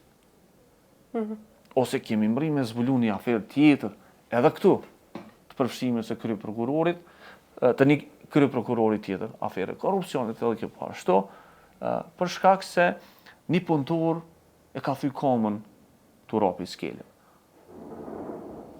Por se cëllën media, ramja një punëtori prej skeleve dhe thymja një komë është një lajm i kronikës zezë. Po në këtë situatë, ku ne jemi hymë me analizu, ku ne kemi taku viktimën, ne kemi kuptu që ka një diskriminim në raport me ta, ka një diskriminim në raport me mbrojtjen e drejtave të tyre. Ka një tentativë që ai rastin e vet me korruptu. Dhe kur ai ka ardhur ka thonë kryeprokurori po më thotë, kështu merrun vesh me atë biznesmenin të jap do parë edhe e mshelëm rastin, kjo ka qenë abuzim. Dhe tash na pe këtij rasti kemi vazhduar me ndërtuj. Kemi thonë, "Okej, a mundesh me shku me incizu kryeprokurorin?" Ka shku e ka incizu në zyre. O shëndru kjo punë në një skandal medial. Dhe tash ai viktima. Po mrin me marrë drejtësinë. Biznesmeni po dënohet, po jap llogari, viktima po e merr kompenzimin, kryeprokurori është shkarku. Ne kemi mri me bën ndryshime. Pse? Po të ishu marrë një lajm e ka thyr komën një njeri si shbu kur gjë. Po çka po ndodh mrapa thymjes së asaj komë. Çfarë afere po mshef, etj. Pra duhet me kuptu që nëse na e shohim, po e marrim një rrugë, një rrugë publike, e cila shtrohet në një katon X në një vend. Na kemi mri me zbulu vjedhje edhe abuzime shumë të mëdha vetëm për një leximi të thjeshtë një kontrate. Shembull, e kemi pas një rrugë në një komunë të Kosovës ku gazetari jon thjesht ka shku dhe i ka numëru kapak të pusetave në rrugë. Katonarët na kanë, fshatarët atje, banorët atje, na kanë raportuar që komuna e ka shtruar rrugën dhe kur e shet që e kanë shtruar rrugën, i ke pas që kapakt janë me beton. Dhe ti e shet që okej, në rregull, kapak me beton, po apo duket normale kjo punë. Dhe hyjmë e lexojmë kontratën, edhe shohim që kapakt janë pagu për kapak të metalit, dhe ato jo kapak të metalit të lirë, por kapak të metalit të cilët kushtonin atko 75 euro copa. Po. Edhe shkojmë me po, ky kapaku i betonit kushtoi 10, ai 75. Dhe shkon gazetarin terren dhe janë nisë me i numru. Nuk i dalin 20 sa kanë qenë të pagu, i dalin 10, që i bike, ju më pagu 100 euro, jo 1800 sa është dasht, dhe kompania i kishti 1800 euro në gjep, për shkak të një nënshkrimi. Po. Dhe na duhet me kuptu që nëse na e kemi synin kritik, dhe analizojmë, na kena me mri me gjithë sa në shumë të mëdha. Dhe kjo u shëndru pastaj në një aferë, për shkak se kur hënë me pa ma tutje kontratat, ata nuk ishin keq përdorur vetëm kapak të pusetave, po në secilin pozicion, secilin punë publike. Çka është më rëndësi? Njerëzit duhet me kuptu në Kosovë që na kemi ndërtuar një shtet mbi vlerat të transparencës. Dhe këtu po e përmani, e kemi ndërtuar një shtet për shkak se është dashur me bëni një betejë ligjore. Vitin 2012, na si organizat kemi lyp prej zyrës së kryeministrit me na i bë publike sa pare po i harxhon kryeministri me kartelën e vet zyrtare. Jo me kartelën e vet private, po me kartelën e shtetit. Në atë kohë, na kanë thonë s'bën mi marr këtu. Sepse mujna mi zbulu dietën kryeministrit. Ne kemi bënë një padin gjykat, dhe gjykata ka vlerësu që na kemi të drejtë me ditë se cilën cent të buxhetit të Kosovës ku ka shku dhe për çka është harxhu. largo këtu paret të cilat shkojnë për shërbimin inteligjent edhe për operacione speciale të policisë. Se cilën shpenzim tjetër. Si qytetarët Kosovës na kena drejt me ditë ku ka shku dhe çka është pagu. Dhe mbi këtë bazë, na kemi transparencë të plotë të secilit fond. Pra kjo nuk kupton që secili qytetar i Kosovës, kur e sheqin lagjen e vet, ka ardhur një bunduzher, dhe ai është të punu me parët komunës, ka të drejt me lyp kontratën. Ka të drejt me marr kontratën. Kontratën mundi me marr online, është në platformë të hapur, me një user, mundi me marr me downloadu. Dhe secili qytetar i Kosovës ka drejt me pa, a është që kompania të i qit krejt materialet e cilat po don. Dhe në rast se është që nuk i ka qit, mjafton një email me dërgu. Komuna dhe me thonë, unë e kum pa që shtu do të me konë një gëp, po e trajtoj kështu në gjuhë popullore, një gëp, fi 200, ata e kanë gjitë fi 100. Dhe qëtu diçka është abuzu. Vetëm një email, mjafton që komuna ma mos me thonë se këm ditë. Në rast se vjen tani dikush me e këshyrë, thotë, falë zotni që ku e ke pas informatë. Ti e përqesh përse se ke këshyrë. Dhe kjo neve në animon shumë me ndërtu qytetari aktive, njerëz të cilët thjesht ndryshojnë gjendje. Dje patëm një situatë në Kallëzë ku ty të vjen një fotografi prej një qytetari, i cili ty të tregon që një biznes i ka qit karrikat në shiritat për personat e verbër. Një abuzim skandaloz i drejtave të njeriut. Komuna i ka investu parët, ne i kena investu parët që njerëzit e verbër ka të hecin atë rrugë me mujt me lëviz lërshëm, dhe një biznes i vendos karrikat midis shiritave. Para krejtëve, krejt njerëz të shohin, një qytetar i ka pengu, një qytetar e ka vrejt, dhe ai biznes ma nuk mundet me operu në ato.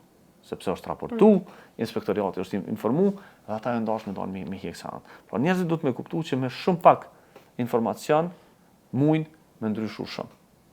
Me shumë pak informacion mujnë me inicu situata ku thjesht zbulohen raste dhe parandalohen abuzimet e cilat zhvillohen. Pra, kjo është një mesazh, një apel për këtë njerëzit që dinë. Na kemi qindra raportime ku njerëzit na thonë, "Okej, po planifikohet me ndodhë që kjo në institucion. Po planifikohet mu punësu dikush. Dhe na kemi një farë sistemit të parandalimit të sanave.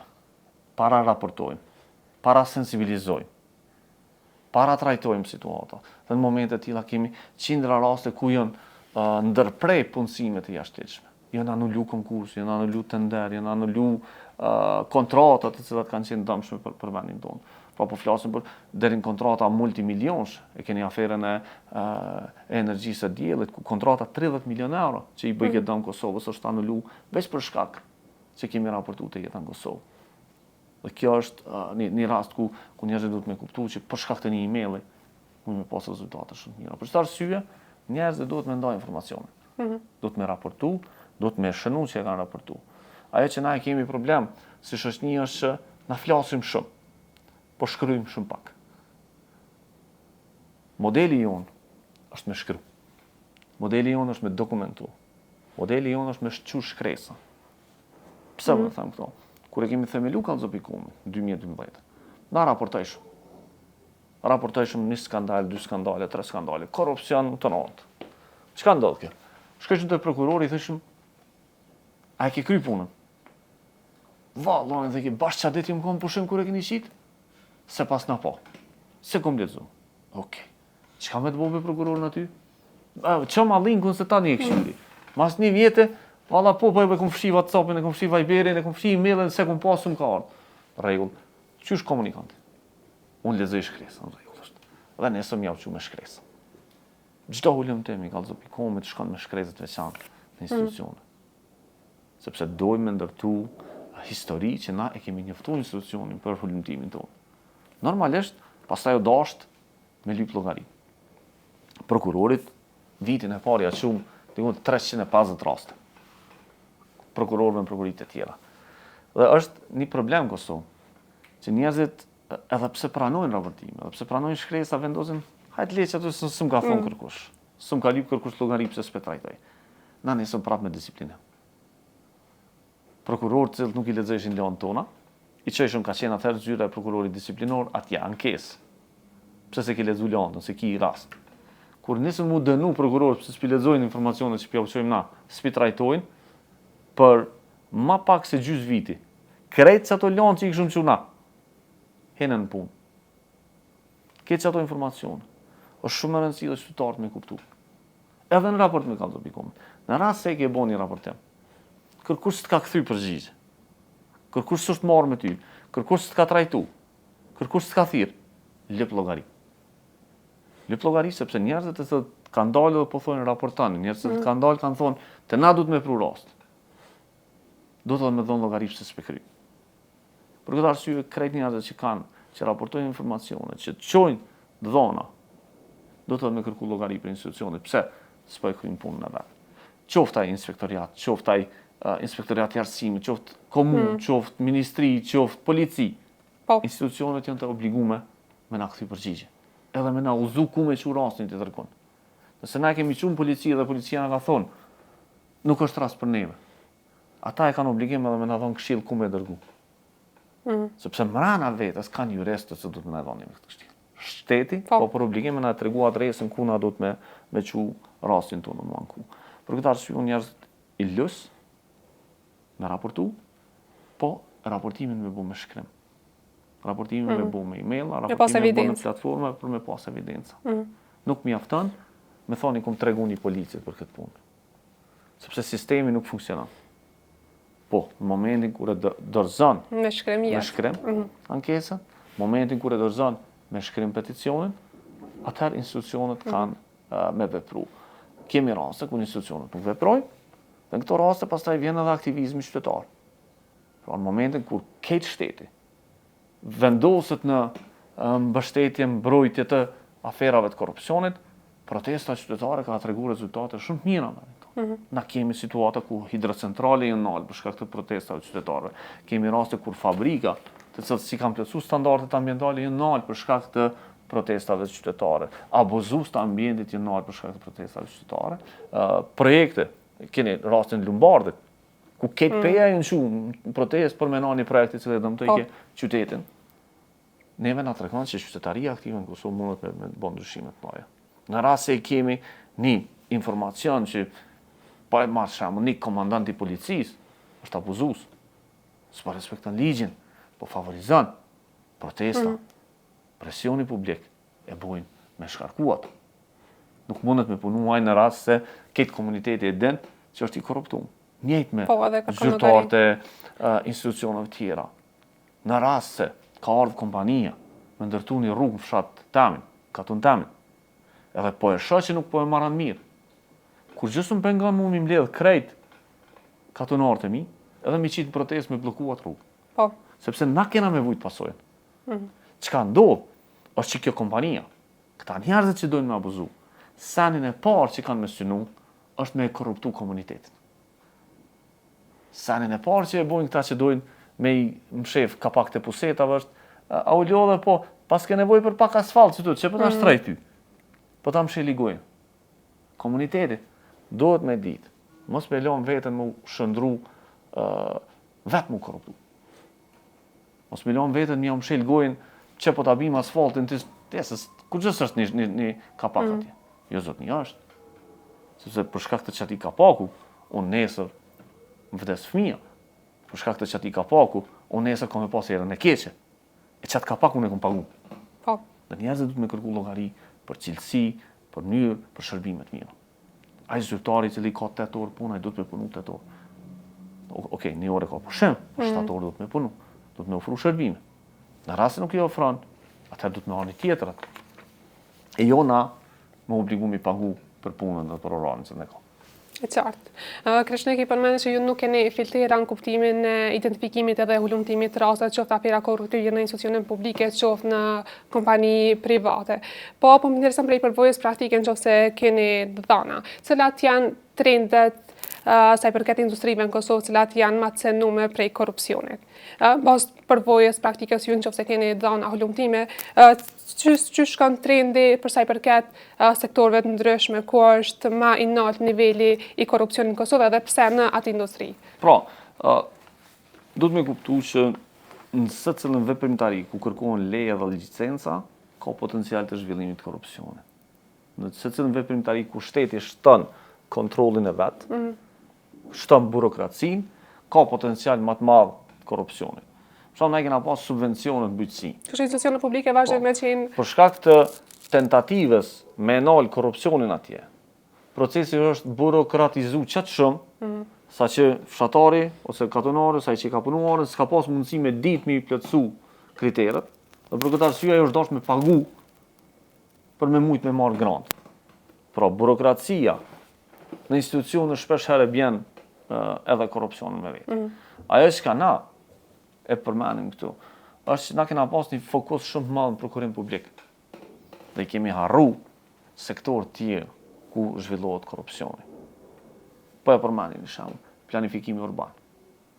Sektori më i korruptuar në vendin tonë, sektori ku njerëzit bëhen multimilioner brenda natës.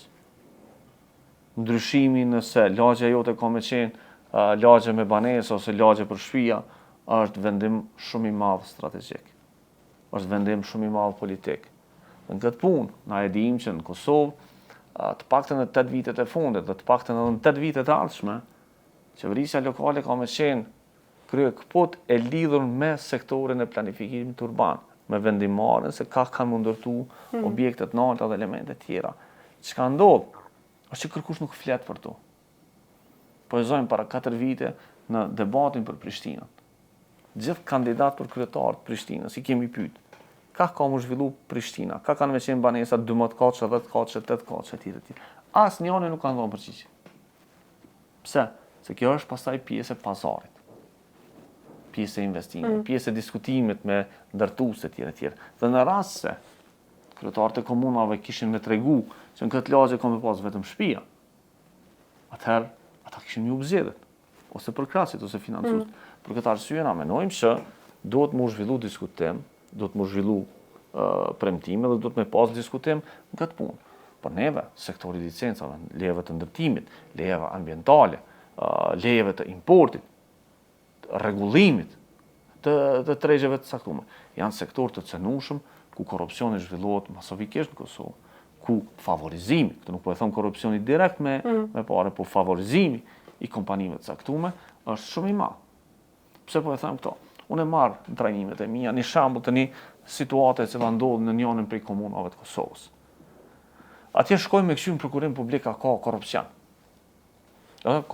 Prokurimi publik për shkak se komuna i ka 1 milion euro buxhet në investime, aty mund maksimalisht me u vjedh 100.000 euro. Po ti e sheh që ka një disbalans. Pushteti ka shumë pare, njerëzit e pushtetit kanë shumë pare, ne i kanë pas vetëm 100.000 euro mi vjedh. Ti tash duhet me kon kreativ dhe me kuptu ku i kanë bë parat, ka pi bojnë parat, pse pi bojnë parat. Edhe ti e kupton që komuna ka të drejtën e ofrimit të disa lejeve ose licencave ambientale, të cilat lëshohen për kompani që marrojnë zallë edhe beton. Edhe ti shkon në komunë dhe kështu, kush është të e marru betonin? E shet që komuna e ka lëshu veç një leje për kompani që marrojnë beton, jo 2, veç 1. Betoni duhet mu prodhu në qatë zonë ku bëhen. Çka ndodh kjo? Ti e shet që kamioni i betonit në qatë komunë është 4 euro, 5 euro më i shtrejt se sa kamioni i betonit në komunën tjetër ku janë 3-4. Po. Dhe ti e shet që shtu ka pas një favorizim. Ti e shet që tash biznisi, fitimi, nuk është mund të ndar, po është në sasinë e kamionëve të betonit. Çka nuk kupton kjo? Çdo kush që marron shtëpi, çdo kush që marron banesë, çdo kush që marron rrugë, çdo kush që marron autostradë, ka me ble betonin veç të çaj kompani. Se s'ka dytë. Dhe këta mujnë me rrit çmimin sa dojnë. Ç'ka ndodhur? Çka nuk kupton korrupsionin me licencët? Na kemi sektor të mëdhenj në Kosovë të cilët janë të licencuar. I ki tregun e banave, tregun e ndërtimeve, i ki tregun e prodhimit të zhavorit, betonit, asfaltit. Këtë janë tregje të rregulluara me licenca, të cilat në rast se nuk i kanë, në rast se janë të marrëna me korrupsion, atëherë neve na vijnë deri tek aferat më të korrupsionit. Na kemi ndërtuar autostrada, po na nuk e dim sa ka kushtuar një kamion zall atje. Na nuk e dim sa muj njerëzit e kanë pas veç një kompani, një licencë, e tjerat i kanë pas ma vonë tani i kanë marrë kur ka rrasë çmimi i zallit. Ose çmimi i zhavorit, si do të përdor këtë punë. Pra, duhet me kuptu që në secilën situatë ku shteti imponon rregulla, ka potencial për më zhvillu korrupsioni. Dhe në rast se nuk jemi kreativ, për me identifiku me kohë, na kemi me pas probleme serioze, disbalans dhe thjesht mos ofrim të mundësive. Çka ndodh tutje? Këta njerëz të ndërtojnë pasurinë e vet mbi bazë të korrupsionit. Këta kanë me vazhdu me u bë problem për demokracinë. Kanë me vazhdu me qenë dhe me tentu me zhvillu kapjen e shtetit edhe në sektor tjerë. Pra nëse e marrëm shembull ky betonit, ky kur të mrin maksimumin me beton, ky ka me lyp tash edhe me marrë edhe mishin, edhe taksin, edhe autobusin, edhe krejt pjesën e jetës. Ka më tentu me u shëndru në çato që na e quajmë oligark. Oligarkët janë njerëzit të cilët e kapin shtetin, për të cilët shteti punon për ta. Nuk janë biznesmenat e pasën, ta duhet me kuptu. Oligarkia nuk nënkupton miliarder. Oligarkia nënkupton biznes të cilët shteti i ndihmon për me u zhvillu. Shteti i jep ekskluzivitet. Shteti ja garanton monopolin. Dhe na kena shumë sektor ku kena monopole, ku kena kartele, ku kena situata ku të dytit nuk e kanë mundësinë me marrë një të drejtës e një kontratë. Pra, kjo do të mu trajtu në vazhdimsi dhe njerëzit duhet me kuptu që zhvillohen këto procese. E qartë. Çka në kupton një leje ndërtimit, çka në kupton një leje edhe taksit, një leje edhe autobusit, një leje edhe zhavorit, një leje ose një tolerim, masnej. Sepse është shumë e rëndësishme kur e zhvillosh një hulumtim për eksploatuesit e zhavorit. Ai bageri, bunduzheri, pa i nxjerrë 100 euro çdo 10 minuta. 100 euro zall, i bie ke fitoj ke kompania më shumë se 4.000 euro ditën. Vetë pse një inspektor nuk shikë me nxon. Dhe kjo është problematike krejt për shkak të korrupsionit. Ajo çka duhet me kuptu, edhe po du me shpjegu për fond është, kur unë e kom marrë drejtësinë në Kosovë, koncepti ka qenë që korrupsioni është në drejtësi, është vetëm këto institucione. Jo, na duhet me identifiku edhe me pa korrupsioni është çdo kënd. Mos zbatimi i ligjit është çdo kënd, dhe mos zbatimi i ligjit është korrupsion. Pra e ki edhe në shëndetësi, edhe në ambient, edhe në arsim, edhe çdo kënd tjetër. Po çka duhet me kuptu për fond? Për shkak se shpesh njerëzit po keq kuptojnë. Kjo nuk do të thotë që shteti i Kosovës nuk funksionon. Kjo nuk do të thotë që na jemi në fund të pusë dhe ky vend është i pajetueshëm. Jo, përmenda shumë raste ku për shkak se kemi qenë insistues, për shkak se e kemi denoncu, për shkak se kemi kërkuar llogari, këto afera e nal. Unë isha konë sot në këtë karrik shumë jo komod, po të kisha thonë që krejt hulumtimet e mia kanë përfundu pas një rezultat. Për fat mirë, shumica e hulumtimeve të mia, shumica e hulumtimeve të kolegëve të mi, të këtij ekipi përfundojnë me rezultate të prekshme. Dhe kjo neve na bën me jetu mirë në Kosovë, edhe me ju dhënë motiv njerëzve me vazhdu në këtë trend. Normalisht kjo nuk ndodh në rajon. Hulumtimet e kolegëve të mi, edhe në Shqipëni, edhe në Malzi, edhe në Serbi, përfundojnë sirtar. Nuk i trajton kërkush. Nuk i thirr prokurori mi thon, hajde e faskenzojnë çto, a ki dhe diçka tjetër po punojnë na bashkë për me vazhdu tutje, për me nxon dikun tjetër. Dhe kjo është shteti i cili funksionon. Pra nëse folëm drejt tash për një sistem ku Kosovë ka shumë korrupsion, ka shumë abuzim, ka shumë probleme, prapë na kena një dritë në tunel, e cila neve na garanton që në rast se shkojmë qanej, në rast se vazhdojmë me qenë aktiv, na kena me pas suksese, kena me mri me ndërtu një shtet i cili respekton prej kushtetutës e të poshtë. A shteti është më konstruktiv në raport me rajonin në luftimin e korrupsionit? Absolutisht, është njëri prej shteteve më demokratike në rajon, njëri prej shteteve që garanton hapësirë për mu zhvillu shoqënia civile, mediat e pavarura dhe gazetaria hulumtuese, është njëri prej shteteve më të mira për mu jetu në ta. Edhe këto duhet me kuptu secili i ri, e re, secili qytetari i Kosovës, secili na ndjek në këtë transmetim. Edhe është informat shpresdhënëse që Kosova dhe shteti i Kosovës është më konstruktiv. Po ta kishim na një situatë ku na vetë kishim besu që shteti nuk funksionon, definitivisht nuk kisha besu mi rrit fëmijët e mi këtu. Këtë vend, na duhet me vazhdu me mbrojt, këtë vend, këtë demokraci, na duhet me vazhdu me mbrojt me çdo kusht, do të me vazhdu me rrit fëmijët tonë këtu. Për shkak se nuk kena atë 10 dytë. Nëse dojmë me jetu në atë 10 të tjerë, është tjetër koncept, po na atë 10 dytë nuk kena, dhe Kosova është atë 10 jënë, na kena me vazhdu me ndërtu këtu. Me ndërtu jetën tonë, ekonominë tonë, arsimin tonë, shëndetësinë tonë, dhe gjitha në këtë vend. Shpresë ka, mundësi ka, potencial ka, normalisht duke i diskutu probleme, duke i shpërfaq ato, duke i lyp llogari, na mundna me bërë shumë. Kreshtik për me fuqizua me përforsu këtë qëndrim që e thetë që në Kosovë ka shprejt, Kosova, shqiti Kosovës është më konstruktiv. Si e komenton indeksin e perceptimit të korrupsionit prej organizatës Transparency International, që në vitin 2024, dhe me thonë, kena rritë, me thonë, prej vitit në pozicion prej 83 në 73, në kuptimin që kena shënu progres në ulljen e nivelit të korrupsionit në Kosovë. Si e komenton këtë indeks edhe kujtë ja adreson këtë po do pa tham në kuptimin e kreditit, ku na jap kredit për këtë punë. Tash do të më kuptoni element. Medjeve, shtetit. Indeksi bazohet në perceptimin e qytetarëve, dhe nëse qytetarët besojnë që kanë ku me adresu korrupsionin, unë mendoj që raporti është real dhe kjo nuk kupton që qytetarët. Domethënë indeksi është në përvojën e qytetarëve i pasur. Është në përvojën e qytetarëve dhe në përvojën e njerëzve të cilët besojnë në mekanizma, po ka korrupsion, po ki dhe ku me raportu dhe ki veprem në situatat kur zbulohet korrupsioni. Dhe kjo është, menoj, i atribuohet një sistemi të ndërtuar në Kosovë, një sistemi check and balance, pra nuk mundna na me thonë që luftimi i korrupsionit është tek një individ, për shkak se ka tentativa mu atribu luftimi i korrupsionit është veç tek qeveria ose tek mekanizma të tjerë. Po ti e vren që në Kosovë ka një angazhim.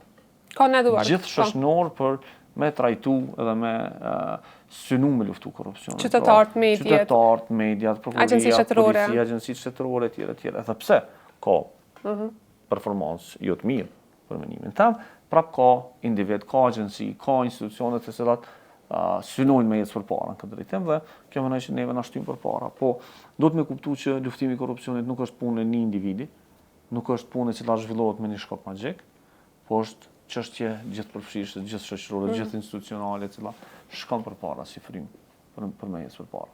Në do të me kriju këtë kulturë prej qelizës bazë, që është njës prej familjes me kriju këtë kulturën e... Absolutisht kultura... E luftimit korrupsionit. Kultura, po edhe angazhimi. Pra, njerëzit që duhet me i pas na të thirrën për me e luftu korrupsionin, do të me qenë profesional, edhe do të me qenë të ndershëm, edhe të dijshëm. Pra, do të me kuptu që në momentet kur na do të me hetu korrupsionin, nuk mjafton vetëm me pas vullnet.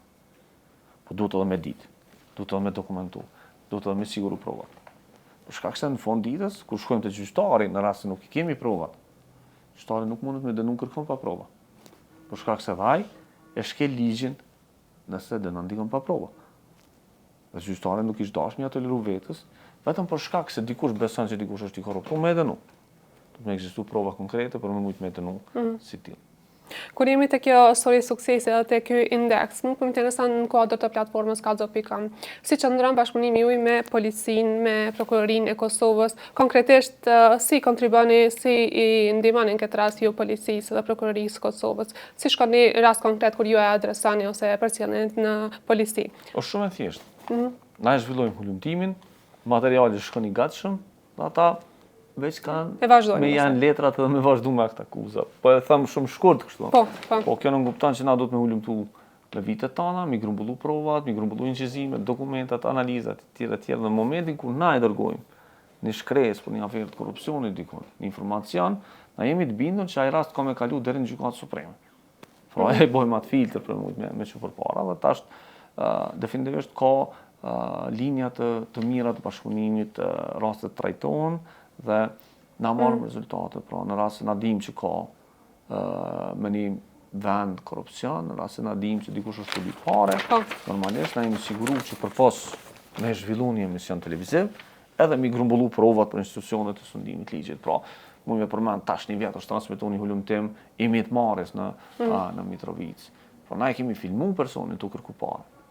Dhe në situatë normale, kur lypën parët dhe ti e ki të filmu të kërku parët, ti e ki kry punën të anë gazetareske. Dhe mund është me publiku. Po na kemi dash me shku ma lartë. E kemi thirrë një prokurore, kemi thirrë një hetues dhe kemi bashkëpunu me ta, dëshmitarin tonë, që na ka besu neve, ja u kemi besu atyne. Dhe ata tash kanë hyrë me procedura ligjore dhe i kanë grumbullu provat dhe e kanë filmu edhe mi të dhanin. Dhe ai rast tash 100% është i suksesshëm gjykatë. Sepse edhe janë marrë provat në mënyrë ligjore me urdhër gjykatës e tjerë e tjerë. Po kemi shumë situata të tilla ku na bashkëpunojmë institucionet për me mri rezultate të caktuara. Bashkëpunojmë në shumë sfera. Bashkëpunojmë edhe drejtat punëtorëve. Po na raportimet që i marrëm, pas që i hulumtojmë vetë, i dërgojmë në inspektoriat punës, ose i dërgojmë edhe në ATK, bashkëpunojmë edhe në ambient. Po në rast se na e kemi një informacion që dikush është ndotë si ambientit, e hulumtojmë, po dhe dërgojmë në inspektoriate. Për me mri që ata njerëz që po e shkelin ligjin, me dhonë llogari. E qartë. Po e përmendën këtë bashkëpunimin konstruktiv që e keni me institucionet, me policinë, me prokurorinë, me hetuesit. Po në raport me qytetarët, ju e përmendën më herët edhe indirekt keni bërë thirrje. Nuk është bashkëpunim konstruktiv. Është zbatimi i ligjit. Po. Pra na bashkëpunim do të quajë nëse na kishim ndërtuar një biznes, një partneritet. Jo. Na institucione, ju kërkojmë me zbatu ligjin.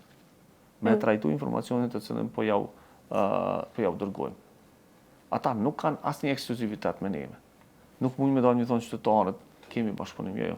Na ju dërgojmë ankesë, na ju dërgojmë shkresë, na ju kërkojmë atyre me zbatu ligjin.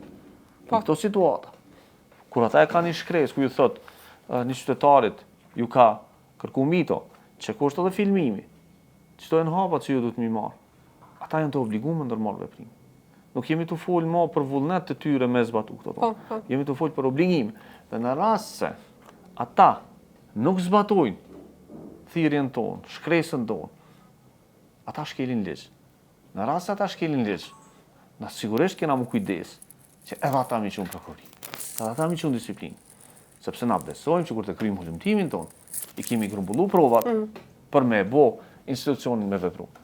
Në rast se e kemi pa që komuna nuk e ka zbatu ligjin, e kemi pa që institucioni nuk e ka zbatu ligjin, e kemi pa që një institucion i caktuar, kemi situatën për shembull me ndërtimin e termocentraleve, nuk i ka zbatu procedura. I çojmë në gjykatë. Nëse kemi probleme me pa dinë gjykatë, me shku me vjet tonë, me nejt në sallat gjykimit për me kërku një të drejtë që ne mendojmë që është në interes publik. Domthonë është kisha me thonë një aktivizëm i cili bazohet jo në bashkëpunim, po në respektim të standardeve ligjore. E qartë. E përmendën këtë pjesën, domethënë e zbatimit të ligjit me institucionet publike, po edhe më herët folë për qytetarë se që shkruajnë bashkëndit, që shkruajnë me adresu rastet e jo. Po më interesën në aspektin nëse një qytetar dëshiron me qenë pjesëmarrës, me qenë qytetar aktiv në demokracinë pjesëmarrëse, në këtë rast e kjo në adresimin e korrupsionit, sa mundet më një i sigurt, një qytetar i thjesht do në adreson një rast të komunitetit lokal, sa jetë në siguri të ata që ata nuk mund se nuk për një palës drejt që është e përfshim në këtë rast. Sa mund një i sigurt një qytetar, të jo? Puna e parë që duhet me kuptu është edukimi i qytetarit i cili është raportues. Na fillimisht zhvillojmë edukim mas, ju tregojmë njerëzve çysh me raportu. Pastaj është kontakti drejt për drejt. Në rast se ti nuk e këshillon burimin tonë të informacionit, raportuesin tonë, çysh me mbrojt mas mirë ti ki me dështu në mbrojtjen e tina. Pra, ti dush me kuptu ambientin ku e jeton, dush me kuptu vendin ku zhvillohet ngjarja, dush me kuptu sfidat që i ka ai person, dush me pastaj edhe plan çysh ti e trajton informacionet që po e merr prej tina. Në rast se personi ka potencial me qenë rrezikum, ti e këshillon me qenë i mbrojtur. Na kemi qindra njerëz të cilët vinë dhe thonë, unë po du me dalë me ftyrë me kallëzu këto. Ti e sheh që nuk është e nevojshme. E sheh që nuk i nevojë mi kriju njerit probleme. Në ambientin ku ai jeton. I thonë, më fal. Rregull, e ke kry punën tonë. Tash lena neve. Vaj e merr rezultatin. Vaj është i mbrojtur pastaj. Pra duhet me kuptu që njerëzit vinë nga njëherë dhe në afekt, vinë nga njëherë dhe të lodhë, vinë nga njëherë dhe të nervozum, dhe ata në këto situate në të gatshëm me bo gjithë shka. Më shëndrohen, unë i quj kamikaz. Na nuk kemi nevoj për kamikaz. Nuk kemi nevoj të mi bo probleme njerëzve të cilët janë qytetarë të ndershëm, të cilët janë sinjalizues, të cilët janë njerëz të cilët përdojnë me çu këtë shoqëni përpara. Për këtë arsye na ju garantojmë senin e parë është këshillim. Jo mbrojtja, por është këshillimi. Është strategjia që na nuk i ekspozojmë ata hiç para rrezikut. Në momentin kur ti i ekspozojmë para rrezikut, mbrojtja është shumë më e vështirë. Puna e parë është mos me kuptu kush është të denoncu në rastet kur s'ka nevojë. Njerëzit mund me nejtë të shtëpia, mund me këshyr edhe me familjen e vetë emisionin, edhe me thonë halal i kofë që ati që e ka raportu. Pa e dit as gruja vet, as burri vet, as nana vet, që ajo është raportuesi. Na i dizajnojmë këtë formë mbrojtjen tonë. Pra mbrojtja nis me këshillim. Pa u ekspozu para rrezikut. Në momentin kur vjen puna na me çu dëshmitarin tonë me na mbrojt policia, atëherë bëhet problem. Sepse ai do të mes me policë, me bodyguard, me tjerë. Nuk ka nevojë. Na kemi pas dhe vazhdojmë me pas dëshmitar, burime edhe mbrana grupe më të rrezikshme kriminale, të cilët s'kan mujt kur më ekspozu, edhe kur kush si ka marrë vesh kush janë ata. Po duhet me ditë një profesionale me trajtu informacione. Ekipin, normalisht që për me pru këtu është dash me trajnu shumë gjatë. Me imësu qysh me punu me njerëz, me imësu qysh me imbrojt, me imësu qysh me i trajtu. Teknikat që i përdorem janë bukur interesante, janë bukur të sofistikuar. Për shkak se dim që nëse don me intervistu një person, don me e mbrojt identitetin e vet, do të begi shumë me punu me to për njerëzit mos me kuptu që është ai. A kemi pas tentativa. Kemi pas tentativa deri në përgjim fizik zyrës tonë për me kuptu kush po vjen të na. Po, normalisht s'ka mujt me identifiku, dhe na nuk e kemi asnjë rast ku njerëzit kanë qenë informator tonë, po e thëmë denoncues të një informator tonë, janë ekspozu, janë cenu, etj. Kemi pas situata kur njerëzit kanë dashur publikisht me dalë, dhe janë shndruar në sinjalizues, dhe atëherë kanë pas pasoja. Po atëherë kemi të lehtë, se sinjalizuesin e mbron ligji, sinjalizuesin e mbron institucioni, dhe ata që i pengojnë sinjalizues, ata e kanë edhe burgun e garantuar. Kemi situata ku sinjalizues tonë janë përsekutu prej brenda institucioneve, dhe normalisht tash presën për prokurisë, me që burg ata që i kanë përsekutu sinjalizues tonë, i kanë bomu një keq, i kanë pengun karrierën e vetë. Kështu si përfundim, gjithë qytetarët që dëshiron me adresu ose me sinjalizu një rast tek platforma Kallxo.com mundet mundi i sigurt. Absolutisht mundet mundi i sigurt, absolutisht pa e marrë informacionin. Se çka kemi raportu, këshilla e parë për njerëzit është çka i mbrojmë na, çka ju garantojmë na, çysh kujdesim na që ata mos me unitë, të cënum, të rrezikuar etj. Pra, njerëzit kur thirrin Kallxo.com para se me tregu rastin që kanë me raportu, mund me marrë këshillën qysh na kujdesim që ata mos më ekspozu. Po thirr, Allah, Kallxo.com po, qysh më mbroni ju mu për me ju kallëzu në diçka. Po. Mas ne nisëm me diskutu çka kam na kallëzuar. Dhe këshillat e para, për kushtimin e parë, këshillimi profesional që e marrin, për njerëzit që i lajmërojnë në telefon janë qysh ai më mbrojt vetë. Normalisht pyetja e parë jonë është ai ke kallëzuar në kujt tjetër që na ke thirr. Mas ne vazhdojna me sana tjera. Mas ne vazhdojna me këshillimin çka do të më bëj, ku do të më taku, qysh mundet me na dhënë informacionin, çka na duhet neve, çka s'na duhet neve. Po. Etj. Pra, një seancë, e cila zakonisht në telefon zgjat 3 deri 5 minuta, e garanton konfidencën. Pastaj takimi, pastaj vendi, pastaj takimi fizik. Njerëzit nuk i besojnë. Ka metodologji. Absolutisht, nuk i besojnë telefonit në të kallëzu diçka, do më pa fizikisht. E zgjedh vendin, i tregon ku më ardh, ku mu taku etj. Gjithmonë janë teknika të cilat na i përdorim për fat mirë, kapacitetet janë të mira, resurset janë të mira, edhe trajnimet tona profesionale, eksperjenca jonë profesionale na garanton me pas sukses. E qartë. Kreshnik, tash po du prapun këtu tek roli i medias, me qenë sa është edhe arsyeja pse jemi këtu, se si media ndikon në luftimin e korrupsionit dhe në zhvillimin e qëndrueshëm. Shpesh e kom përcjellën intervista tjera, e përmend që Kosova është një ambient i përshtatshëm për gazetari hulumtuese dhe luftimin e korrupsionit. Edhe pse ne domethënë të fundit prej reporterëve pa kufi, na kemi dalë që domethënë kemi pësu ulje sa i përket domethënë lirisë medias edhe të gazetarëve. Prej vendit 56 kemi dalë në vendin e 75, në vitin 2025 kena pësu alo më shumë rënje në 99 prej indeksit të reporterëve pa kufi. Si e shpjegon lirinë e medias në Kosovë dhe pse argumenton ose qëndrimi yt është në Kosovë është ambienti më i përshtatshëm për gazetari hulumtuese se në rajon? Për me ditë, domethënë edhe publik, unë jam raportuesi për Kosovën tek reporterët pa kufi. Edhe është fati keq që na jemi në këtë rang në këtë moment. Edhe është fati keq që ende adresimi institucional nuk është që na me kuptu ku i kemi problemet dhe arsyet se pse na jemi në këtë rang. Çka ka ndiku në këtë rënje drastike lirisë mediave në Kosovë? Reporterët pa kufi në metodologjinë e vet e kanë me matë, kisha me shpjegu për publikun, edhe vullnetin politik për me garantu lirit mediave. Fatkeqësisht, vitin e kaluar kemi pas një vullnet politik për me shtu kontrollin edhe ndikimin e politikës në media. Rasti Klan Kosovës? Jo, rasti Klan Kosovës, Jo, po ajo është tjetër, dhe ato mund me shpjegu, vullneti për me hartu një ligj për KPM-n, ku antarët e bordit zgjidhen prej kuvendit dhe disiplinohen prej kuvendit Kosovës. E ka bo që indeksi me kalu në këtë drejtim, pra me pas tentativë të madhe që shteti me ndiku në media, në pavarësinë editoriale të mediave. Pse është kjo? Gjykata kushtetuese na ka tregu që ligji për KPM-n ka qenë antikushtetues. Në raport me zgjedhjen e bordit të KPM-s dhe disiplinimin e tij prej kuvendit Kosovës.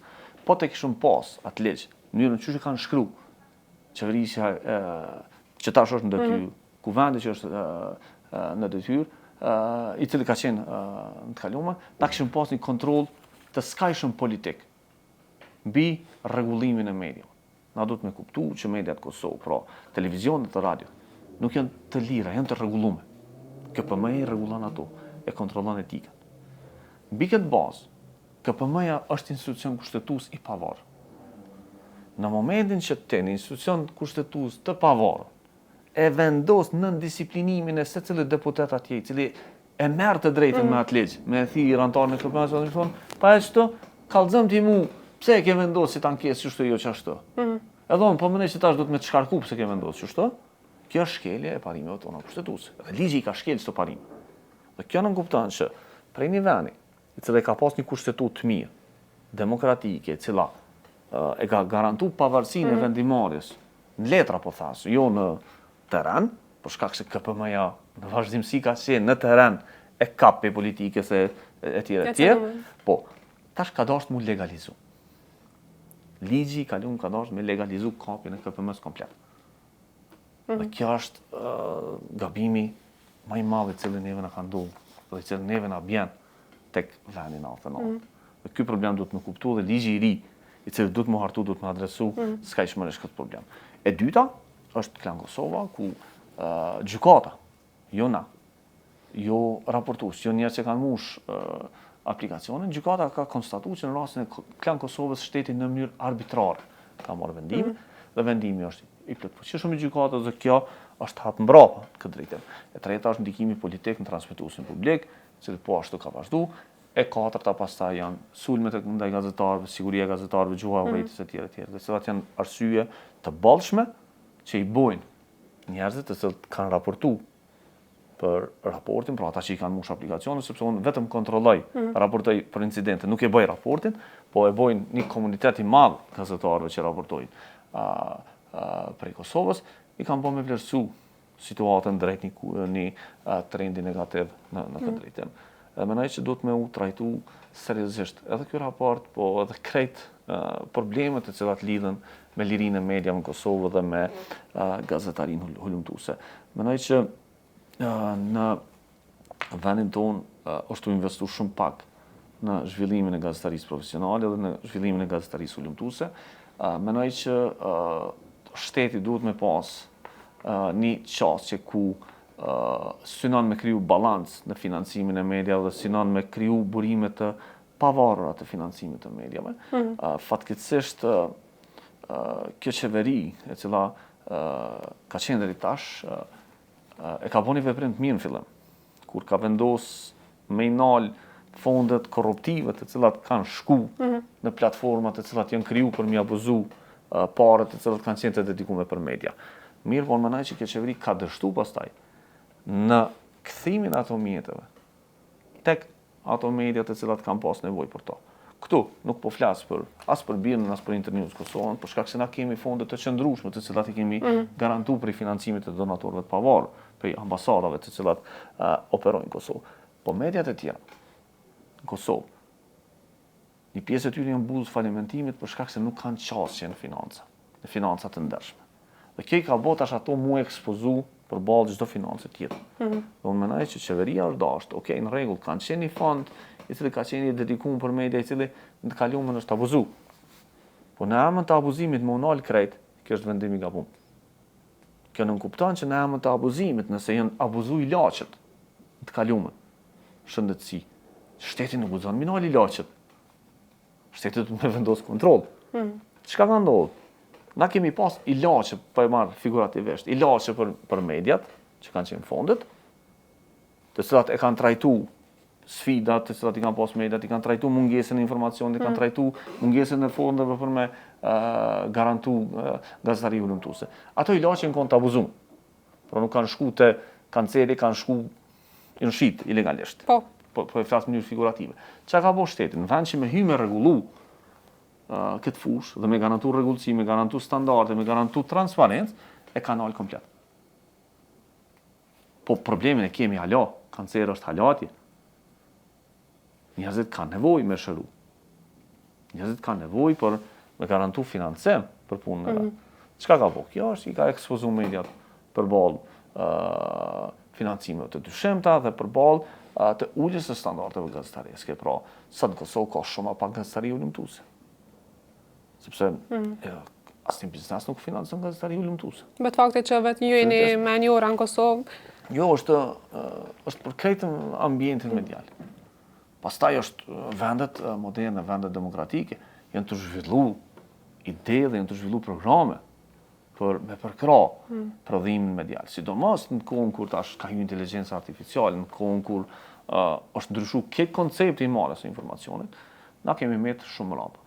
Dhe mendoj që këtu do të më pas një reflektim të madh për me mri me e nis procesin në cilin na garantojmë një mundësi me u zhvillu gazetaria profesionale në Kosovë. Pra, në mesin e indikatorëve që kanë ndikuar në këtë indeks në uljen domethënë e lirisë mediave në Kosovë, kanë qenë po themi vullneti politik, cenzura prej shtetit dhe pamjaftueshmëria financiare e mediave që me operu dhe me raportu. Disa nga indikatorët që kanë ndikuar në këtë indeks. Krishnik, jemi drejt fundit, po para se me përmbyll me një mesazh përmbyllës, unë jam interesuar në këtë rastin e juaj personalisht. Jo, sa njini i rrezikun për jashtë, na dini që puna ju është shumë e ndihshme, punën që e keni në luftimin e korrupsionit, luftimin e krimit. Sa një është nivel personal, për profesional, i rrezikum gjatë të mbazat diturën, për diçmërinë tonë në terren. A merr kërcënime, jam e sigurt që merr, po dhe është një element shumë i rëndësishëm që duhet me kuptu. Të vetmit mekanizëm që unë ja kam frikën. Të vetëm frikë që e kam është frika para ligjit. Pra, unë besoj që unë jam i mbrojtur prej institucioneve, prej vlerave kushtetuese të këtij vendi. Dhe unë vetëm frikë e kam nëse unë shkeli vetë ligjin. Nuk ka frikë tjetër për qenien time dhe për ekipin në cilën unë bëj pjesë. Ne i frikohemi vetëm ligjit. Po. Të tjerat janë çështje të cilat trajtohen, adresohen. Nuk mendoj që duhet një gazetar kur të nis punën e vet, me nis me bë kalkulime, a njihna i friksuar ajo, a më rrezikohet një diçka, një mirësiane, unë me qenë sulmuar të tjerë. Objektiviteti. Fal, na duhet me menu raportimi jon, a është cilësor, a është etik, dhe a mundet me shkel ndaj rregull ose ndaj ligj. Në rast se raportimi jon nuk e shkel asnjë ligj, s'kemi nevojë me tut kërkujt. Po duhet me kuptu edhe një element. Në rast se na nisëm me bë kompromise profesionin tonë, që atëherë do të mja nisë më tutë. Në rast se na pimshelëm syt para një krimit organizum, e po vazhdojmë më marrë me një njerit varfën atje, atëherë do të mja nisë më tutë. Për shkak se jenë ato hinë, po e thëmë gjuhën shumë popullore në gjyna, jenë ato mos e zbatu profesionin tonë drejtë. Në rast se na jenë ato marrë me sësën raportim, me sësën qështi, me sësën rast, pa pas asnjë background tjetër, s'kemi nevojë më tut, s'kemi nevojë as më një të kërcënum, as më një të intimidum, po flas edhe nëse jenë ato punu edhe në rajon. Unë bëj hulumtime ndërkufitare, bëj hulumtime deri në Bosnjë, edhe nuk jam një i friksuar as atje. Për shkak se s'm kanë të bëj kurrë kundër ligjit. Nuk kanë të hulumtu krem të organizum, korrupsion, ndikim rës etj, të cilat i kumë bo nërshëm edhe vazhdojmë i bo nërshëm. E përmende pak më herët që je korrespondent për Kosovë i reporterëve pa kufim. A ndikon kjo në aspektin, po them, imunitet ose në aspektin e sigurisë tuaj si gazetar hulumtues edhe? Do me thonë, asnjë njeri nuk është i privilegjuar. në vendin tonë. Secili njeri i ka të drejtat si secili qytetar tjetër. Mu mbron ligjin Kosovë. Qysh e mbron edhe s'po dikon me marrë shembull, po secili qytetar të Kosovës. Secili qytetar i Kosovës ka të drejtë me bu ato që e bëjon. Dhe secili qytetar i Kosovës e ka mbrojtjen ligjore, institucionale, njëjtë si kuron. Na jemi të barabartë para ligjit. Ne kemi të vetëm të drejtë është që ne jemi dëshmitar të privilegjuar para gjykatës dhe ne kemi të drejtë me thonë s'po e nxjerrë burimin dhe s'po vi dëshmitar. Edhe si gazetar, po dhe si individ. Asnjë privilegj tjetër nuk e kemi as ta. Guximi i secilit qytetar ndërtohet tu besu në mekanizmat të cilat i ki para vetës. Na e kemi këtë guxim, për shkak se na besojmë në institucionet të cilat janë të ndërtuar në Kosovë. Na besojmë mbrojtjen që e marrë, mbrojtjen ligjore edhe kushtetuese. Dhe na besojmë në vazhdimsi që secilën situatë na kena me marrë mbrojtjen të cilën na e garanton ligji. Para çdo sulmi, para çdo kërcimi, para çdo presioni, para çdo gjë tjetër. Pra Nina i sigurt, që është dash më nisë secili qytetar. Nuk kam asnjë privilegj prej asnjë institucioni. Se që është ideja për jashtë keni imunitet, keni privilegje për jashtë. Imunitet jona nuk mund me rrajt publikun. Mos i ngët, ata janë mbrojtur për që ata folin ma lirë. Na kemi dije ma shumë, kemi potencial më mbrojt ligjërisht ma shumë, mujna me pas avokat ma shumë. Po, si gazetar, kemi pajisjet mbrojtjes tonë, personale, të cilat i kemi. Kemi përkrahje, kisha me thunë, edhe morale prej ambasadave tjere, të cilat ka ardhur gjithmonë në situatat e tilla. Po, na mbrojtjen kryesore kemi ligjin. Mbrojtjen kryesore kemi institucionet dhe mekanizmat ligjor të cilat na japin institucionet e Kosovës. Çka nuk kupton kjo? Në secilin koment ku mu dikush mundet me më kërcënu. Unë nuk shkoj me raportu në ambasadat, po në shkoj raportim policitë të Kosovës. E unë i di që tash policia e Kosovës, secilin koment kërcënus, jo veç tamin, po secilin qytetar të Kosovës e trajton. Dhe tash kur mu dikush më kërcënon, policia e Kosovës e vlerëson atë punë. Nëse unë jam i rrezikum, policia e Kosovës e vlerëson atë punë. Kjo është e rëndësishme me kuptu, pra. Edhe qytetarët duhet me kuptu që na nuk e kena ndaj farë gëzhoje, të cilën ata nuk e kanë. Pra, kjo që kam garantohet mu, i garantohet edhe secilit qytetar të Kosovës e cili është në Dragash, në Pej, në Prizren, në Mitrovic, çdo kund tjetër. Po. E ju thënë në atë idenë që duhet me promovu besimin në institucionet tona. Absolutisht. Kemi raportu korrupsion. Beso që kemi mbrojt. Kosova ka programe të mbrojtjes dëshmitarëve, që pak njerëz i dinë. Na kemi dëshmitar të korrupsionit i cili hec në shesh të Prishtinës me 2 bodyguard. Edhe kërkush s'guxon me prek. Pse? Sepse na paguajmë taksa për atë punë. Nuk ja cakton kryeministri bodyguard atina, na ja paguajmë. Kemi dëshmitar të korrupsionit të cilët ecin me autoblinda në Kosovë. Dhe na duhet m'ja tregu këtë sa në publik. Duhet mi tregu që në rast se okej, je dëshmitar, ke pa korrupsion, e ke raportuar, ke lyp mbrojtjen, shteti ka më ta dhënë. Po nuk mundesh me lyp mbrojtjen për shkak se ti veç po tutesh. Po. Mi pas do provë. Ekziston i vlerësim. Në rast se vjen policia dhe mu më thotë s'ki nevojë ti me pas mbrojtje. Unë i besoj policisë ta. Se nuk ka më ardhur asnjë policia në një vend tjetër me dhënë llogari për atë punë. Po, ato e du me shkrim. E vlerëson, e merr përgjegjësinë. Dhe në Kosovë ka mekanizma të tillë, që të mund. E qartë. Edhe përvoja jote personale është forma më e mirë se ç'është do të ne promovu ndërtimin, besimin në institucionet tona, të cilat e ruajnë rendin në Kosovë. Kështu që jemi krejt në fond, edhe krejt për fond po do me përmbëll me një mesazh inkurajues për komunitetin e gazetarëve hulumtues në Kosovë, sa i përket luftimit të korrupsionit dhe të krimit të organizuar. Cili kish me qenë mesazhi juaj ndaj komunitetit gazetarëve, po edhe qytetarëve në të anësi se qysh me u distancu prej korrupsionit. Unë kitë gazetarëve që i kam kolegë. Ata studentëri që përna përcjellin. Kitë gazetarëve që të majë ligjërata në publik. Ju të regojnë një element shumë të rëndësishëm. Mos bëni kompromis me etikën. Pa marrë parasysh ku jeni. Ju keni me mbrojtë emrin e juaj. Në rast se bëni kompromis me etikën, në rast se ju shkruni, bëni artikuj, bëni emisione në favor të dikuj, keni parasysh që kjo ka më majtë në jetë. Në rast se unë një herë kisha vënë një gabim, atëherë ajo kish me majtë në jetë. Në rast se unë një herë kisha pas një emision me rrana, me abuzime, me interes, me korrupsion, kur mos kisha mujt me pas këtë punë. Gabimin më të madh që e bojnë njerëz është në fillim të karrierës, bojnë kompromis me etikën. E kum shkru lajmin, po e kum shkru shpejt. Lexuesit nuk i intereson a ke shkruar shpejt a ka dalë.